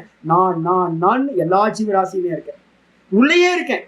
எல்லாத்துக்குள்ளாரையும் வந்து பாத்தீங்கன்னா ஒவ்வொரு க்ஷணம் நான் தான் இருக்கேன். ஆனா க்ஷணம் இருக்கிற அந்த நானுக்கு மேல நம்ம என்ன பண்ணிட்டோம்? புத்தி, மனசு, இந்திரியம், அப்புறம் லோக விஷயங்கள் எல்லாத்தையும் தூக்கி மேல வச்சு மோகத்தை அடைஞ்சு சத்தியம் நினைச்சுக்கிட்டு நம்ம என்ன பண்றோம்? அந்த கான்சியஸ்னஸ நான் இருக்கக்கூடிய அந்த வாசுதேவனை பார்ப்பதில்லை. நஜானாதி தாம் பிரகிருதிம் சுவாம். நான் என்ன பண்ணேன்? அந்த மாயாவை, பிரகிருதியை நான் என்ன பண்ணிட்டேன்? வசப்படுத்தி அதிஷ்டாயனா இங்க ஆச்சாரியார் என்ன பண்றார்? ஆதாரமாக கொண்டுன்னு சொல்லணும். ஆதாரமாக கொண்டுன்னு சொல்லாம ஆச்சாரியர் சொல்றார் வசீகிருத்திய. அந்த மாயாவை வந்து பாத்தீங்கன்னா என்னுடைய வசப்படுத்தி கொண்டு என்னுடைய இன்ஸ்ட்ருமெண்டா ஆக்கிக்கிட்டு நான் என்ன பண்றேன் அப்படின்னா சம்பவாமி என்ன அர்த்தம்? தேகவான் இவ பவாமி. தேகத்தை உடையவனை பாரி, நம்மள மாதிரியே பிறந்த மாதிரி. வசுதேவரோட வீட்டுல பிறக்கும் போது என்ன ஸ்ட்ரகிள்! ஐயோ, கேட்கும் போதே நமக்கு கண்ணில் ஜலம் வந்துடுற மாதிரி. எவ்வளவு கொடூரமான காரியங்கள் நடந்துச்சு அந்த காலகட்டத்தில் அவர் பிறக்கும் போது. அப்ப நம்மள மாதிரியே பிறந்த மாதிரி, தேகத்தை எடுத்த மாதிரி, தேகத்தோடு இருக்கிற மாதிரி அவர் என்ன பண்ணாரு அப்படின்னா இவ பவாமி ஜாத்த இவ, பிறந்தது போல வந்து பாத்தீங்கன்னா ஆத்ம மாயையா, என்னுடைய மாயையினால கிருஷ்ணன் நான் பிறந்த மாதிரியே, ராமன் நான் பிறந்த மாதிரியே வந்து பாத்தீங்கன்னா எல்லாத்துக்கும் தேகத்தை உடையவன் மாதிரியே தெரியுது.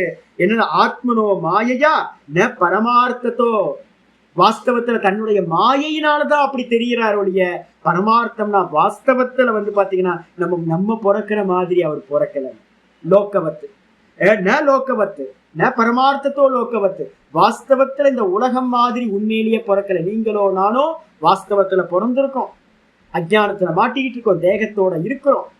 ஆனா பரமாத்மா வந்து பாத்தீங்கன்னா அது மாதிரி அவதாரம் பண்றதில்ல. அவர் வந்து பாத்தீங்கன்னா மாயினால வெறும் மெஜிக் மாதிரி வந்து பாத்தீங்கன்னா என்ன பண்றார்? தோன்றுகின்றார். ஜாத்தியாபாசம் அப்படின்னு பேர். அடுத்த ஸ்லோகம் வந்து முக்கியமான ஸ்லோகம். ஆச்சாரியார் வந்து கேள்வி கேட்கிறார் சங்கரர். தத்துச்ச ஜென்ம கதா கிமர்த்தம் செய்தி உச்சியது. சரி, அந்த பரமாத்மாவோட ஜென்மம் உண்டாகுது இல்ல, தத்துச்ச ஜென்ம, அந்த ஜென்மமானது கதா எப்பொழுது, கதான காலவாச்சி, எப்பொழுது, கிமர்த்தம் எதன் பொருட்டு, எதற்காக, இது உச்சியதே, எதுக்காக பிறக்கிறார், எப்போ பிறக்கிறார், அந்த ஜென்மமானது மாயினால் உண்டாகிற ஜென்மம் அவதாரம், அது எப்ப உண்டாகிறது அப்படின்னு சொல்லப்படுகிறது. இந்த அவதாரம் நம்ம சொல்றோம்ல, இங்க சப்தம் யூஸ் பண்ணல, ஆனா எழுதிக்கங்க. அவதாரம்ன்றதுக்கு அர்த்தமே அவதரணம் அப்படின்னு அர்த்தம். அவனா என்ன அர்த்தம்னா கீழேன்னு அர்த்தம். அவதரணம் அப்படின்னா என்ன அர்த்தம்? கீழ் இறங்கி வருதல். டைரக்டான மீனிங் வந்து பாத்தீங்கன்னா கீழ் இறங்கி வருதல் அப்படின்றதுக்கு பேர் தான் அவதாரம். பகவான் மேல இருந்து கீழே இறங்கி வரார் அப்படின்னு. நம்ம உடனே வந்து பாத்தீங்கன்னா வானத்தை பார்க்கிறோம், ஐயோ அப்படின்னு. வானத்தை பார்க்கல, சர்வ வியாபகமா இருக்கக்கூடிய அந்த சச்சிதானந்தமா நிர்குண நிராகாரமா இருக்கிற அந்த கான்சியஸ்னஸ் தன்னோட நிலையில இருந்து எப்படி, அதுதான் இங்க முன்னாடி சொல்லியாச்சு, பிறப்பில்லாதவரா, தேய்வில்லாதவரா, எந்த ஒரு அஜ்ஞான பந்தமும் இல்லாதவரா, சதா ஈஸ்வரனா இருக்கக்கூடிய அந்த சைத்தன்யம் என்ன பண்ணுது? நமக்காக தன்னுடைய நிலையில இருந்து, சச்சிதானந்த சொரூபத்திலிருந்து ஜீவபாவமா கீழே இறங்கி நம்மளோட கூட வந்து வாசம் பண்ணிச்சு அப்படின்னா அதுக்கு பேர் தான் அவதாரம். அப்ப அவதாரம்ன்றதுக்கு அர்த்தம் தன்னுடைய சொந்தமா சச்சிதானந்த ரூபத்திலிருந்து மாயாமயமான தேகத்தை எடுத்தலுக்கு பேர் தான் என்னது, என்ன பேரு? அவதாரம். நம்மளாம் அவதாரம் தானே, நம்மெல்லாம் கீழே இறங்கி வந்திருக்கோம்ல. இங்க இருக்கிறது எல்லாம் என்னது? ஈஸ்வரனோட அவதாரம் தான் நம்ம எல்லாம். அதாவது நார்த் இந்தியாவில் போனீங்க அப்படின்னா இந்த நாகபாபாக்கள் எல்லாம் சொல்லுவாங்க, ஆஜாவ் தேவதா அப்படின்னு சொல்லுவாங்க. யார் போனாலும் வந்தாலும் தேவதா ஆஜாவ் ஆஜாவ் அப்படின்னு. என்ன அப்படின்னு கேட்டீங்கன்னா எல்லாமே தேவதைகள் தான், நம்ம எல்லாம் ஈஸ்வர சுரூபம் தான். பகவான் தான் வந்து பாத்தீங்கன்னா அநேக நாம ரூபங்களா உள்ளுக்குள்ளார பிரவேசம் பண்ணி ஒரு டிராமா, பெரிய டிராமா போயிட்டு இருக்கு இந்த லோக விவகாரங்கள்லாம். வாஸ்தவத்துல சொப்பனத்துல இருந்து பேக்கப் ஆயிட்டோம் அப்படின்னா நம்ம மட்டும் மிச்சம் இருக்கிற மாதிரி அப்பப்ப பகவான் வந்து என்ன பண்ணுவார்? சொப்பனத்தை போதுப்பா சொப்பனம் அப்படின்னு அவரே வந்து பேக்கப் ஆயிடுவார். திரும்ப ஒரு சொப்பனத்தை பார்ப்பார், திரும்ப வேக்கப் ஆவார், திரும்ப சொப்பனம் பார்ப்பார். நம்ம எல்லாம் சொப்பனத்துல இருக்கிற கேரக்டர். யாரு வாஸ்தவத்துல? அவர் தான் நம்ம எல்லாம் அப்படின்னு புரிஞ்சுக்கணும். 7வது மந்திரம் வரும். யதா யதா ஹி தர்மஸ்ய க்லானிர்பவதி பாரத, யதா யதா ஹி தர்மஸ்ய க்லானிர்பவதி பாரத, அப்யுத்தானமதர்மஸ்ய அப்யுத்தானமதர்மஸ்ய ததாத்மானம் ஸ்ருஜாம்யகம் ததாத்மானம் ஸ்ருஜாம்யகம். யதா யதா ஹி தர்மஸ்ய க்லானிர்பவதி பாரத க்லானிர்பவதி பாரத, அப்யுத்தானமதர்மஸ்ய ததாத்மானம் ஸ்ருஜாம்யகம். ரொம்ப பிரசித்தமான ஸ்லோகம், 2 ஸ்லோகம். யதா யதாகி, ஹே பாரதன்னு வந்துருது இல்ல, பாரத சம்போதனம். என்ன ரொம்ப கிளாஸான சம்போதனம், ரொம்ப முக்கியம். எங்க ஆச்சாரியர்கள் என்ன பண்ணுவாங்கன்னு கேட்டீங்கன்னா, சம்போதனம் ஒவ்வொன்றுத்துக்கும் அர்த்தம் பாருங்க, எந்த இடத்துல என்ன யூஸ் பண்றாங்க. பாரத, நீ பிரகாசத்துல கான்சியஸ்னஸ்ல மட்டும் ரம்மிப்பாயாக. அப்ப என்ன அர்த்தம்? கான்சியஸ்னஸ்ல மட்டும் ரம்மி. இங்க லோகத்துல நடக்கிற அந்த மேஜிக்ல வந்து மாயைக்குள்ளார மாட்டிக்காத. இந்த நாமரூபம் ஃபுல்லா சொப்பன மாதிரி. அதனால ஹே அர்ஜுனா, பிரகாசத்துல கான்சியஸ்னஸ்ல மட்டும் கான்சென்ட்ரேட் பண்ணு, ரம்மிப்பாயாக. அப்போ கான்சியஸ்னஸ்க்குள்ளார வந்து பாத்தீங்கன்னா வேற என்ன வந்துருது? மாயா சேர்ந்தோன்னு இந்த மாயாமய ஜெகத்து வருது. இந்த மொத்த கிரியேஷனும் மாயாமயம். அந்த மாயாமயமா இருக்கிற ஜெகத்துல யதா யதா ஹி தர்மஸ்ய, எப்பொழுது எப்பொழுது எல்லாம், எந்தெந்த காலத்துல, யதா யதான எந்தெந்த காலத்துல, தர்மஸ்ய க்லானிர் பவதி, தர்மத்திற்கு கிளானின்னு சொன்னா நாசமானது உண்டாகிறதோ. தர்மம்னா நான் பின்னாடி ஆச்சரிய பாஷ்யத்தை சொல்லிக்கிறேன். தர்மத்திற்கு நாசமானது எப்பொழுது எப்பொழுதெல்லாம் உண்டாகின்றதோ, அபியுத்தானம் அதர்மஸ்ய, அது மட்டுமல்ல, அதர்மம் வந்து பாத்தீங்கன்னா மேலோங்குகின்றதோ, மேலோங்கிய தன்மையை அடைகின்றதோ. அபியுத்தானம்னா உயர்வடைதல். இந்த அதர்மம் வந்து பாத்தீங்கன்னா நல்லா மேல போகுதோ, தர்மம் வந்து பாத்தீங்கன்னா நஷ்டத்தை அடைந்து கீழே போகுதோ. ததாத்மானம், அப்பொழுதெல்லாம் நான் என்ன பண்றேன் அப்படின்னா, ததா அப்பொழுது, ஆத்மானம் சிருஜாம்யகம், என்னையே நான் வேற ஒரு கேரக்டரா என்ன பண்ணிருக்கேன்? சிருஷ்டி பண்ணிக்கிறேன் நானே. இப்ப நம்மளோட சொப்பனத்துக்கும் பகவானோட சொப்பனத்துக்கும் என்ன வித்தியாசம் தெரியுங்களா? நான் இன்னைக்கு காலையில நைட் படுக்க போறேன்.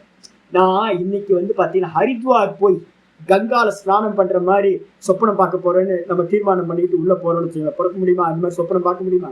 முடியாது. நான் வந்து பாத்தீங்க அப்படின்னா இந்த கேரக்டரா பிறக்கணும் சொப்பனத்துல அப்படின்னு நீங்க நினைச்சுக்கிட்டு போனீங்க அப்படின்னா சொப்பனம் அது மாதிரி சம்பவிக்காது. அப்ப என்ன தெரியுதுன்னா, நம்ம வாசனைகளுக்கு உட்பட்டவங்களா நம்ம இருக்கோம். வாசனைகள் நம்ம வசமா இல்லை.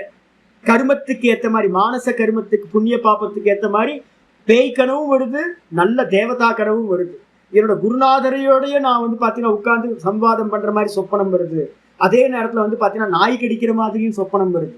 அதுக்கு என்ன காரணம் சுவாமினா, நம்ம பண்ணின மானச புண்ணிய பாப்பத்துக்கு ஏத்த மாதிரி சொப்பனம். அப்ப நம்ம இஷ்ட மாதிரி நம்ம கேரக்டர் வர்றதில்லை. ஆனா ஈஸ்வரர் என்ன பண்ணியிருக்கார்? அவரோட மாயா, அவரோட வாசனை. அதனால வசப்படுத்திக்கிட்டு ததா ஆத்மானம் சிருஜாமி அகம், ததானா அப்பொழுது, அகம் நான் என்ன பண்றேன்? ஆத்மானம் சிருஜாமி அகம் அப்படின்னா என்னையே நான் என்ன பண்ணிக்கிறேன்? சிருஜாமி அப்படின்னா சிருஷ்டி செய்து கொள்கின்றேன்.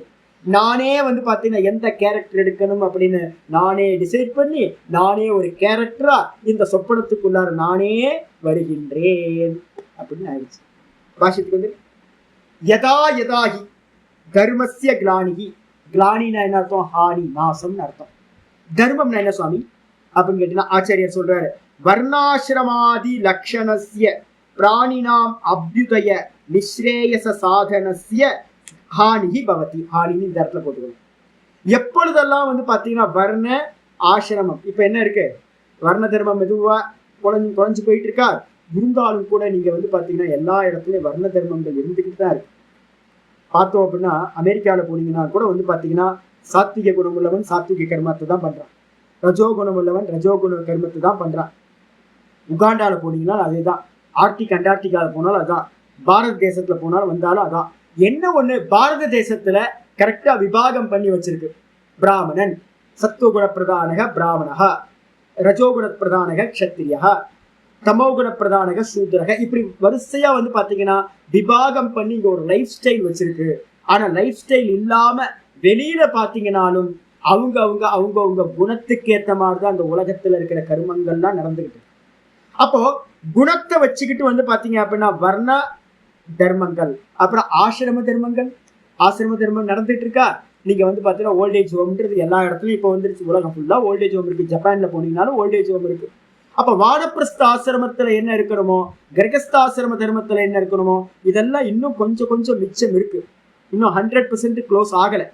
ஆனா இப்ப நம்ம தமிழ்நாட்டுல, இப்ப நான் உங்கள்கிட்ட திரும்ப திரும்ப அதான் சொல்றது, வர்ணாசிரமத்தை விட்டுருங்க, எல்லாம் எந்தெந்த வேலையோ பார்க்க ஆரம்பிச்சிட்டோம். இதெல்லாம் நிறைய போச்சு. இப்ப வர்ணாசிரமத்தை, வர்ண தர்மத்தை வச்சுக்கிட்டு நம்ம எதையும் நிர்ணயம் பண்ண முடியாது. அப்ப என்ன பண்ணணும்னு கேட்டா, ஆசிரம தர்மம் என்னது, இண்டிவிஜுவல். வர்ண தர்மம்ன்றது சொசைட்டியோட சம்பந்தப்பட்டது. இண்டிவிஜுவல் தர்மம் எது அப்படின்னா, நம்ம எந்தெந்த ஆசிரமத்துல இருக்கோம், கிரகஸ்தனா இருக்கமா, பிரம்மச்சாரியா இருக்கமா, வானப்பிரஸ்தனா இருக்கமா, சன்னியாசியா இருக்கமா, அவங்க கருமத்தை நம்ம பண்றதுக்கு வந்து பாத்தீங்கன்னா யாரும் தடை போட போறது, யாரும் வந்து பாத்தீங்கன்னா இதை பண்ணக்கூடாதுன்னு சொல்ல போறதில்லை. அப்ப இண்டிவிஜுவல். அப்ப இந்த தர்மத்தை வந்து பாத்தீங்கன்னா இந்த ரெண்டுத்தையும் வச்சுக்கிட்டு தான் என்ன நடக்கும் சுவாமி. ஒண்ணு வந்து பாத்தீங்கன்னா சொல்றாரு, வர்ண ஆசிரமாதி லட்சணத்தை உடைய பிராணினாம் அபியுதயம். அப்ப நம்ம இதை ஃபாலோ பண்றதுனால என்ன நடக்கும் சுவாமி அப்படின்னா, நம்ம நிலையில இருந்து உதயம், அபியுதயம்ன்றதுக்கு அர்த்தம் மேன்மையானது நமக்கு சித்திக்கும். நம்ம இருக்கிற லெவல்ல இருந்து அடுத்த லெவலுக்கு வந்து பாத்தீங்கன்னா நம்ம போறதுக்கு வந்து எலிவேட் ஆகிறதுக்கு இந்த வர்ண ஆசிரம கர்மங்கள் ரொம்ப ஹெல்ப்பா இருக்கு. அது மட்டும் இல்ல, மெதுவா மேன்மையை அடைஞ்சு மேலே ஏறி கடைசியில என்ன கிடைக்க போகுது, நிஸ்ரேயஸ்ய. அப்ப கிரகஸ்தனா இருக்கிறவன் அவன் தர்மத்தை முறையா பண்றது, அதுக்கப்புறம் அவனே வானப்பிரஸ்தத்துக்கு போகும்போது அங்க இருக்கிற தர்மத்தை முறையா பண்றது, அவனே சன்னியாசத்தை எடுத்துக்கிட்டு கடைசியில ஒரு 5 வருஷம் இருக்கும்போது நல்லா பிரிஸ்கிரைப் பண்றேன். யாரெல்லாம் வந்து பாத்தீங்கன்னா இன்னும் சுவாமி எனக்கு இன்னும் ஒரு 5 வயசு இருக்குன்னு நினைக்கிறேன் அப்படின்னு உங்களுக்குள்ள மோகத்துல மாத்திக்காதீங்க. 5 வயசு இருக்குன்னு தெரியும் போதே என்ன பண்ணிருங்க, அம்மா அப்படின்னு கொஞ்சம் பையன் வீட்டுல இருந்துக்கோன்னு ஒய்ஃப் எல்லாத்தையும் பையன் வீட்டுல அனுப்பிட்டு நீயும் நிம்மதியா வந்து உன்னோட அனுஷ்டானத்தை ஓங்காரத்தை பண்ணிட்டு நான் சன்னியாசிய பரதேசம் போறேன்னு எடுத்துங்க, சன்னியாசம் எடுத்துட்டு சதா காலமும் வந்து சன்னியாசம் எடுத்துக்கிட்டு முறையா. அப்ப என்ன பண்ணுவோம் அப்படின்னு கேட்டீங்கன்னா, மெதுவா மேன்மையை அடைந்து கடைசியில வந்து பாத்தீங்கன்னா மோட்சத்தையும் நிஸ்ரேயசத்தையும் அடையக்கூடியது. இப்படிப்பட்டதுதான் வந்து பாத்தீங்கன்னா தர்மம்னு பேரு. இந்த தர்மமானது கிளானிர் பவதி, எப்ப வந்து பாத்தீங்கன்னா நாசத்தை அடைகின்றதோ, எல்லாம் கொலாப்ஸ் ஆகுதோ. இப்ப பாருங்களேன், பாரத தேசத்துல பாருங்களேன், தர்மம்லாம் கம்மிலாம் ஆகவே இல்லை. போய் பார்த்தீங்க அப்ப திருவண்ணாமலைக்கு வந்து பாருங்க, நேற்றெல்லாம் வந்து ஒரே திருவிழா போறோம். ஒவ்வொரு லிங்கத்தையும் ஆந்திரால இருந்து ஒரு குரூப் வந்து பாத்தீங்கன்னா ஒவ்வொரு லிங்கத்தையும் தேடி பார்த்து உழுந்து கும்பிட்டுட்டு போகுது. அன்னதானம் வந்து பாத்தீங்கன்னா திருவண்ணாமலைக்கு வந்தீங்கன்னா சாப்பாடு இல்லைன்னு ஒரு விவாதமும் இருப்பேன். நாங்களே என்ன பண்றோம், யாரு உணவுன்னு கேட்டாலும் எடுத்து உடனே பண்ணிடுறோம். நல்ல சாப்பாடே வாங்கி கொடுக்கணும், நல்ல தேவையானது சாப்பிடுங்க நம்ம சொல்றோம். 2 வாட்டியா 3 வாட்டியா நல்லா சாப்பிடுங்க. தர்மம் வந்து பாத்தீங்கன்னா எல்லா இடத்துலயுமே இருக்கு. இந்தியா ஃபுல்லா தர்மம் இன்னும் இருக்கு. அப்ப இன்னும் தர்மம் கெட்டு போறது எப்போ வந்து பாத்தீங்கன்னா வர்ண ஆசிரம கர்மங்களோட நாசம் உண்டாகுதோ கூட என்ன ஆகும், அபியுத்தானம் உத்பவ. அதுக்கு அடுத்தது நல்ல அபியுத்தானம்னா மேலோங்கிய தன்மை எதுக்கு உண்டாகுது, அதர்மஸ்ய. அதர்மத்திற்கு வந்து பாத்தீங்கன்னா மேலோங்கிய தன்மை உண்டாகும் போது, ரொம்ப அதர்மம் மேல ஆயிடுச்சு அப்படின்னா, அதர்மம் ஓவரா ஆயிடுச்சு அப்படின்னா, இப்பெல்லாம் வந்து பாத்தீங்கன்னா எங்கேயாவது பஸ் ஸ்டாண்ட்ல எங்கேயாவது நிக்கிறோம் அப்படின்னா ட்ரங்கர்ஸ் நிறைய பேர் வந்துட்டாங்க, தண்ணி அடிச்சுட்டு வந்து வம்பு பண்றது. எங்க ஸ்ட்ரீட்லயே வந்து பாத்தீங்கன்னா உள்ள நுழையும் போதே 2 நாளுக்கு முன்னாடி ஒருத்தங்க சின்ன பசங்க 13-14 வயசு பசங்க தான் எல்லாம் ட்ரிங்க்ஸ் பண்ணிட்டு வந்து பாத்தீங்கன்னா என்ன சாமி அப்படின்னு நிக்கிறாங்க. என்ன பண்ண முடியும், இப்ப சென்னையெல்லாம் பாத்தீங்கன்னா எல்லா இடத்துலயும் சிட்டிஸ்ல எல்லாம் எல்லா இடத்துலயும் வந்து ட்ரங்கர்ஸ் பண்ற ஆக்டிவிட்டியா அவ்வளோ இருக்கு. கஞ்சா வியாபாரம், தண்ணி அடிக்கிறது, கொள்ளை அடிக்கிறது, கிரிவலம் போயிட்டு ரிட்டர்ன் வரும்போது ராத்திரியில எங்கேயா போனோம்னு அடிச்சு பிடிக்கிறான். அது மாதிரி செல்போனை பிடிக்கிறான். அவனுக்கு தேவை ஒரு குவார்டர் அடிக்கிறதுக்கு என்ன வேணுமோ அது வேணும். அப்ப யாரா இருந்தாலும் யாரு என்னெல்லாம் பாக்குறத அடிச்சு கொடுக்குறான். இது மாதிரி என்ன ஆகும், ஒரு காலத்துல வந்து பாத்தீங்கன்னா உச்சகட்டத்துல இருக்கும். மனுஷங்க வாழவே முடியாத அளவுக்கு, தர்மிகள் வாழவே முடியாத அளவுக்கு ஆகும். அந்த சமயத்துல அதான் இங்க சொல்றாரு, அப்ப என்ன ஆகும், அதர்மம் மேலோங்கி இருக்கும் போது ததானா அப்பொழுது ஆத்மானம் சிரிஜாமி, ஆத்மானம் சிருஜாமினா நான் அகம் மாயையா, நான் மாயையினால் என்னையே நான் சிருஷ்டி செய்து கொள்கின்றேன் அப்படின்னு சொல்லியாச்சு. கிமர்த்தம் அடுத்த பாஷ்யம் ஆரம்பிக்கிறார். எதுக்காக பிறக்கிறீங்க நீங்க, பகவான் எதுக்காக அவதாரம் பண்ற அப்படின்னு கேட்கும்போது ஆரம்பிக்குது 8வது ஸ்லோகம். பரித்ராணாய சாதூனாம் விநாசாய ச துஷ்கிருதாம், பரித்ராணாய சாதூனாம் விநாசாய ச துஷ்கிருதாம், தர்ம சம்ஸ்தாபனார்த்தாய சம்பவாமி யுகே யுகே. பரித்ராணாய சாதூனாம் விநாசாய ச துஷ்கிருதாம், தர்ம சம்ஸ்தாபனார்த்தாய சம்பவாமி யுகே யுகே. எதுக்காகப்பா பிறந்தார், பகவான் அவதாரம் பண்றார் அப்படின்னு கேள்வி கேட்டீங்கன்னா, சாதுனாம் பரித்ராணாய, சாதுக்களை பாத்தீங்கன்னா, சாதுக்கள்னா நல்லவங்க, தர்மிகள், யாரெல்லாம் தன்னுடைய சுதர்மத்தை அனுஷ்டானம் பண்ணணும்னு விருப்பத்தோட இருக்கிறாங்களோ, மோட்சத்தை அடையணும், தர்மத்தை பண்ணணும் அப்படின்னு ஆசையோடு இருக்காங்களோ, அவங்களை எல்லாத்தையும் சாதுக்கள்னு சொல்றோம். அந்த சாதுக்களுக்கு பாத்தீங்கன்னா பரித்ராணாய, அவர்களை ரட்சணம் பண்றதுக்கு, அவங்களை பாதுகாக்கிறதுக்கு, ப்ரொடெக்ஷன் கொடுக்கறதுக்கு, அவங்களை எலிவேட் பண்றதுக்காக, கடை தேற்றுவதற்காக, அவங்களை மேல ஏத்துறதுக்காகவும் கூட பாத்தீங்கன்னா துஷ்கிருதாம், துஷ்கிருதாம்னா பாப்ப காரியங்களை பண்றவங்க, துஷ்கிருதாம் அப்படின்னா துஷ்னா கெட்ட, கெட்ட காரியங்களை பண்ணக்கூடிய பாப்பிகளை பாத்தீங்க அப்படின்னா விநாசாயச்ச, விநாசம் பண்றதற்காகவும் அழிப்பதற்காகவும். அது மட்டும் இல்ல, இதை பண்றதுனால என்ன நடக்கும், தர்ம சம்ஸ்தாபனார்த்தாய, தர்மத்தை நன்றாக நிலைநிறுத்துவதற்காகவும், தர்மத்தை நல்லா எஸ்டாப்ளிஷ் பண்ணணுன்றதுக்காகவும், யுகே யுகே சம்பவாமி, ஒவ்வொரு யுகத்திலும் நான் சம்பவிக்கின்றேன். தெளிவா சொல்லியாச்சு. நம்ம இப்போ இந்த அவதார விஷயத்துல என்ன எடுக்கணும் அப்படின்னு கேட்டீங்கன்னா, நம்ம பிரதான அவதாரங்கள் தசாவதாரம் நம்ம சொல்றோம். வாஸ்தவத்துல எங்க ஆச்சாரியர்கள், என்னோட குருநாதர்கள்லாம் என்ன சொல்லுவாங்க அப்படின்னு கேட்டீங்கன்னா, நமக்கு தெரிஞ்சது 10 அவதாரங்கள். ஆனா வாஸ்தவத்துல பாத்தீங்கன்னா பகவான் எங்கெங்கேயோ அவதாரம் பண்ணிக்கிட்டே இருக்காரு. நாங்க என்ன சொல்லுவோம் தெரியுங்களா, இமயமலையில டிராவல் பண்ணிட்டு இருக்கோம். இமயமலையெல்லாம் டிராவல் பண்ணும்போது நிறைய காடு வழியா போகணும். ரோட்ல இருந்து நம்ம என்ன பண்ணுவோம், மலை ஏறி இறங்கி அதெல்லாம் போவோம். நிறைய இடத்துல பாத்தீங்கன்னா பாது காட்டுறதுக்கு கூட ஒன்று வரவே வராது. எங்களுக்கு ஒரு நம்பிக்கை என்னன்னு கேட்டீங்கன்னா, பகவான் ஏதோ ஒரு ரூபத்துல பாத்தீங்கன்னா வருவார் அப்படின்னு. எங்க இருந்தோ ஒரு நாய் ரூபம் பைரவர் வந்துருவார்.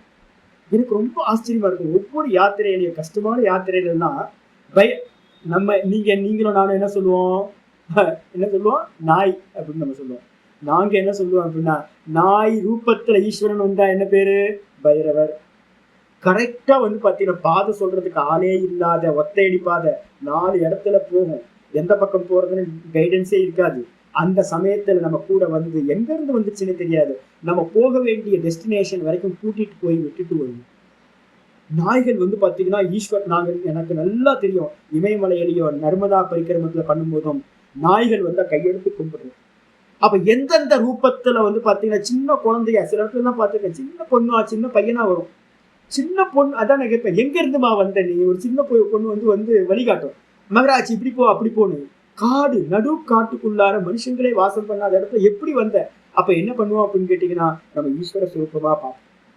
எப்பெல்லாம் இக்கட்டு வருதோ அந்த இக்கட்டுலாம் பாத்தீங்கன்னா தெய்வம் மனுஷ ரூபே, தெய்வம் பாத்தீங்க அப்படின்னா மனுஷ ரூபத்துல வரும். அப்ப என்னது, அவதாரம் தான். அப்ப நிறைய அவதாரம், இந்த உலகத்துல எல்லாருமே அவதாரம் தாங்க. எப்பெல்லாம் நீங்க பாத்தீங்கன்னா இன்னொருத்தருக்கு ஹெல்ப் பண்றீங்களோ, அப்பெல்லாம் கொடுக்குறீங்களோ, அப்பெல்லாம் இன்னொருத்தரோட பிரார்த்தனையை நீங்க அவங்களுக்கு தேவையானதை பிரார்த்திச்சதை கொடுக்குறீங்களோ, அப்பெல்லாம் நீங்க அவதாரம் ஆயிட்டு இருக்கீங்க.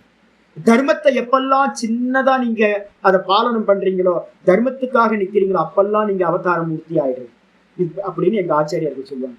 அப்ப ஏகப்பட்ட அவதாரம், பகவானோட அவதாரம் நடந்துகிட்டே அப்படின்னு புரிஞ்சுக்கணும். பாஷத்துக்கு பரித்ராணாய, இன்னைக்கு காலையில பாத்தீங்கன்னா ஒரு பையன் காலையில கேட்டை திறக்கும் போதே ஒரு பையன் பாத்தீங்கன்னா வாக்கிங் போன பையனை நாய் துரத்துக்கிட்டு வந்துச்சு. அவன் பயந்து நாய் நல்ல நாய் தான், அவன் பயந்து ஒதுங்கி நிக்கிறான். நான் பாத்தீங்கன்னா கீழே இறங்கி ஒன்றும் பயப்படாதப்பா அப்படின்னு அவனை ஆசுவாசப்படுத்தி, அவன் பதறி போய் நிற்கிறான். காலையில அவனை ஆசுவாசப்படுத்தி, டீனேஜ் பையன் ஆசுவாசப்படுத்தி, ஏன்னா ஒண்ணும் பண்ணாது வா பக்கத்துல வா அப்படின்னு நாயை கூப்பிட்டு பக்கத்துல வச்சு அந்த நாய்க்கு வந்து பாத்தீங்கன்னா கொஞ்சம் இது பண்ணி பாரு, ஈஸி ஆயிடுச்சு பாரு அப்படின்னு அவங்களோட பயத்தை போக்கியாச்சு. அப்ப பயத்தை போக்குன மாத்திரத்துல இப்ப நான் யாரு அப்படின்னு கேட்டீங்கன்னா நான் அவதாரம். இப்ப பகவத்கீதையை வந்து நான் உங்களுக்காக சொல்றேன் அப்படின்னா யாரு நானு? அவதாரம். அப்ப நீங்க எப்பெல்லாம் வந்து பாத்தீங்கன்னா ஒரு பெக்கர் வந்து பாத்தீங்கன்னா அம்மா தாயேன்னு கேட்கறான் அப்படின்னா நீங்க ஒரு 10 ரூபாய் எடுத்து போட்டீங்கன்னா பகவான்கிட்ட பிரார்த்தனை பண்ணுவாங்க. நம்ம எல்லாம் யார்கிட்ட போய் பிரார்த்தனை பண்றோம்? கோயில்ல போய் பகவான்கிட்ட பிரார்த்தனை பண்றோம்ல. அதே மாதிரி நம்மள்ட்ட யாராவது பிரார்த்தனை பண்றாங்க அப்படின்னா நம்ம ஏதாவது ப்ரொவைட் பண்றோம் அப்படின்னா நம்ம பகவான் ஆயிட்டோம். அப்போ தர்மம் வந்து பாத்தீங்கன்னா எங்கெல்லாம் தர்மம் செய்யப்படுதோ அந்த இடத்துல எல்லாம் வந்து பாத்தீங்கன்னா பகவான் அவதாரம் பண்ணியிருக்கார் அப்படின்னு நம்ம புரிஞ்சுக்கணும். பரித்ராணாய பாஷ்யத்துக்கு வந்து பரிரக்ஷனாய முழுசா வந்து பாத்தீங்கன்னா காப்பதற்காக ப்ரொடெக்ஷன் கொடுக்கறதுக்காக யாரு? சாதுனாம். சாதுக்களை வந்து பாத்தீங்கன்னா சன்மார்க்கஸ்தானம் நல்ல சன்மார்க்கத்துல நிக்கிறவங்களுக்கு தொடர்ந்து சத்மார்க்கத்தில் அந்த மோட்ச மார்க்கத்திலையும் வைதிக மார்க்கத்திலையும் தொடர்ந்து நல்ல காரியங்கள்லயே ஈடுபடுறவங்களுக்கு அவங்களை பாதுகாக்கிறதுக்காகவும் கூடவே என்னதுன்னு கேட்டீங்கன்னா விநாசாயச்ச துஷ்கிருதம். விநாசாயச்சன்னு என்ன அர்த்தம்? பாப்பகாரினா பாப்பத்தை பண்றவங்களை வந்து நாசம் பண்றதுக்காகவும் கிஞ்ச மேலும் கூட மூணாவது சாதுக்களை ரட்சணம் பண்றது, அதே நேரத்துல பாப்பிகளை நாசம் பண்றது, கூட மூணாவது என்னது? தர்ம சம்ஸ்தாபனார்த்தாய தர்மத்தை நல்லா நிலைநிறுத்துவதற்காக. ஊர் ஃபுல்லா வந்து பாத்தீங்கன்னா ஒரே கீதா கீதா கீதா. எனக்கு ஆச்சரியமா இருக்கு, 5000 வருஷம் கழிச்சு நம்ம வந்து பாத்தீங்கன்னா கீதா சொல்றதை வந்து ஃபாலோ பண்ணிட்டு இருக்கோம். தெரிஞ்சோ தெரியாமலே நீங்க மதுரா பிருந்தாவன் பக்கம்லாம் போயிட்டீங்க அப்படின்னா ஒரே தான். அப்ப கிருஷ்ணர் வந்து பாத்தீங்க அப்படின்னா தர்மத்தை நல்லா நிலைநிறுத்துவதற்காகவும் என்ன பண்ணியிருக்காருன்னா தர்மசிய சம்யக் ஸ்தாபனம், தர்மத்தை நல்லா ஸ்தாபனம் பண்றதுக்காக நிலைநிறுத்துவதற்காக ததர்த்தம் அதற்காக சம்பவாமி யுகே யுகே பிரதியுகம் ஒவ்வொரு யுகத்திலும், பிரதியுகம்னா ஒவ்வொரு யுகத்திலும் நான் சம்பவாமி உதிக்கின்றேன் அவதரிக்கின்றேன் அப்படின்னு ஆச்சாரியா சொல்லி முடிச்சாச்சு. மீதி என்னமோ நாளைக்கு. ஓம் பூர்ணமதః பூர்ணமிதம் பூர்ணாத் பூர்ணமுதச்யதே பூர்ணஸ்ய பூர்ணமாதாய பூர்ணமேவாவசிஷ்யதே. ஓம் சாந்தி சாந்தி சாந்தி. ஓம் ஸ்ரீ குருभ्यो நமः. ஹரி ஓம். கீதா சாஸ்திரமிதம் புண்ணியம் யः படேத் பிரயதः புமான் விஷ்ணோ பதமவாப்னோதி பயசோகாதிவர்ஜிதः. गीताध्ययनशीलस्य प्राणायामपरस्य च नैव सन्ति पापानि पूर्वजन्मकृतानि च. मलनिर्मोचनं पुंसां जलस्नानं दिने दिने सकृद्गीतामसि स्नानं संसारमलनाशनं. गीता सुगीता कर्तव्या किमन्यै शास्त्रविस्तरैः या स्वयं पद्मनाभस्य मुखपद्मात् विनिश्रुता. भारतामृतसर्वस्वं विष्णोवक्त्रात् विनिश्रुतं. गीता गंगोदकं पीत्वा पुनर्जन्म न विद्यते. सर्वोपनिषदो गावः दोग्धा गोपालनन्दनः. पार्थो वत्ससुधीर्भोक्ता दुग्धं गीतामृतमहत्.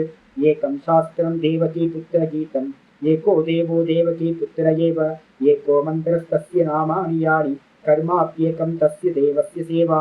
इति श्रीमद्भगवद्गीता माहात्म्यं सम्पूर्णम्. ओम श्रीकृष्णाय परमात्मने नमः. श्रीकृष्ण कृष्ण कृष्ण कायेन वाचा मनसेन्द्रियैर्वा बुद्ध्यात्मना वा प्रकृते स्वभावात् करोमि यत् सकलं परस्मै नारायणायेति समर्पयामि. ओम तत्सत् इति परब्रह्मार्पणमस्तु. ஏகாதசி திதி அன்னைக்கு பிறந்துட்டார் நம்மகிட்ட. இன்னைக்கு ஏகாதசி, பகவான் வந்து அவதரிச்சிட்டார்.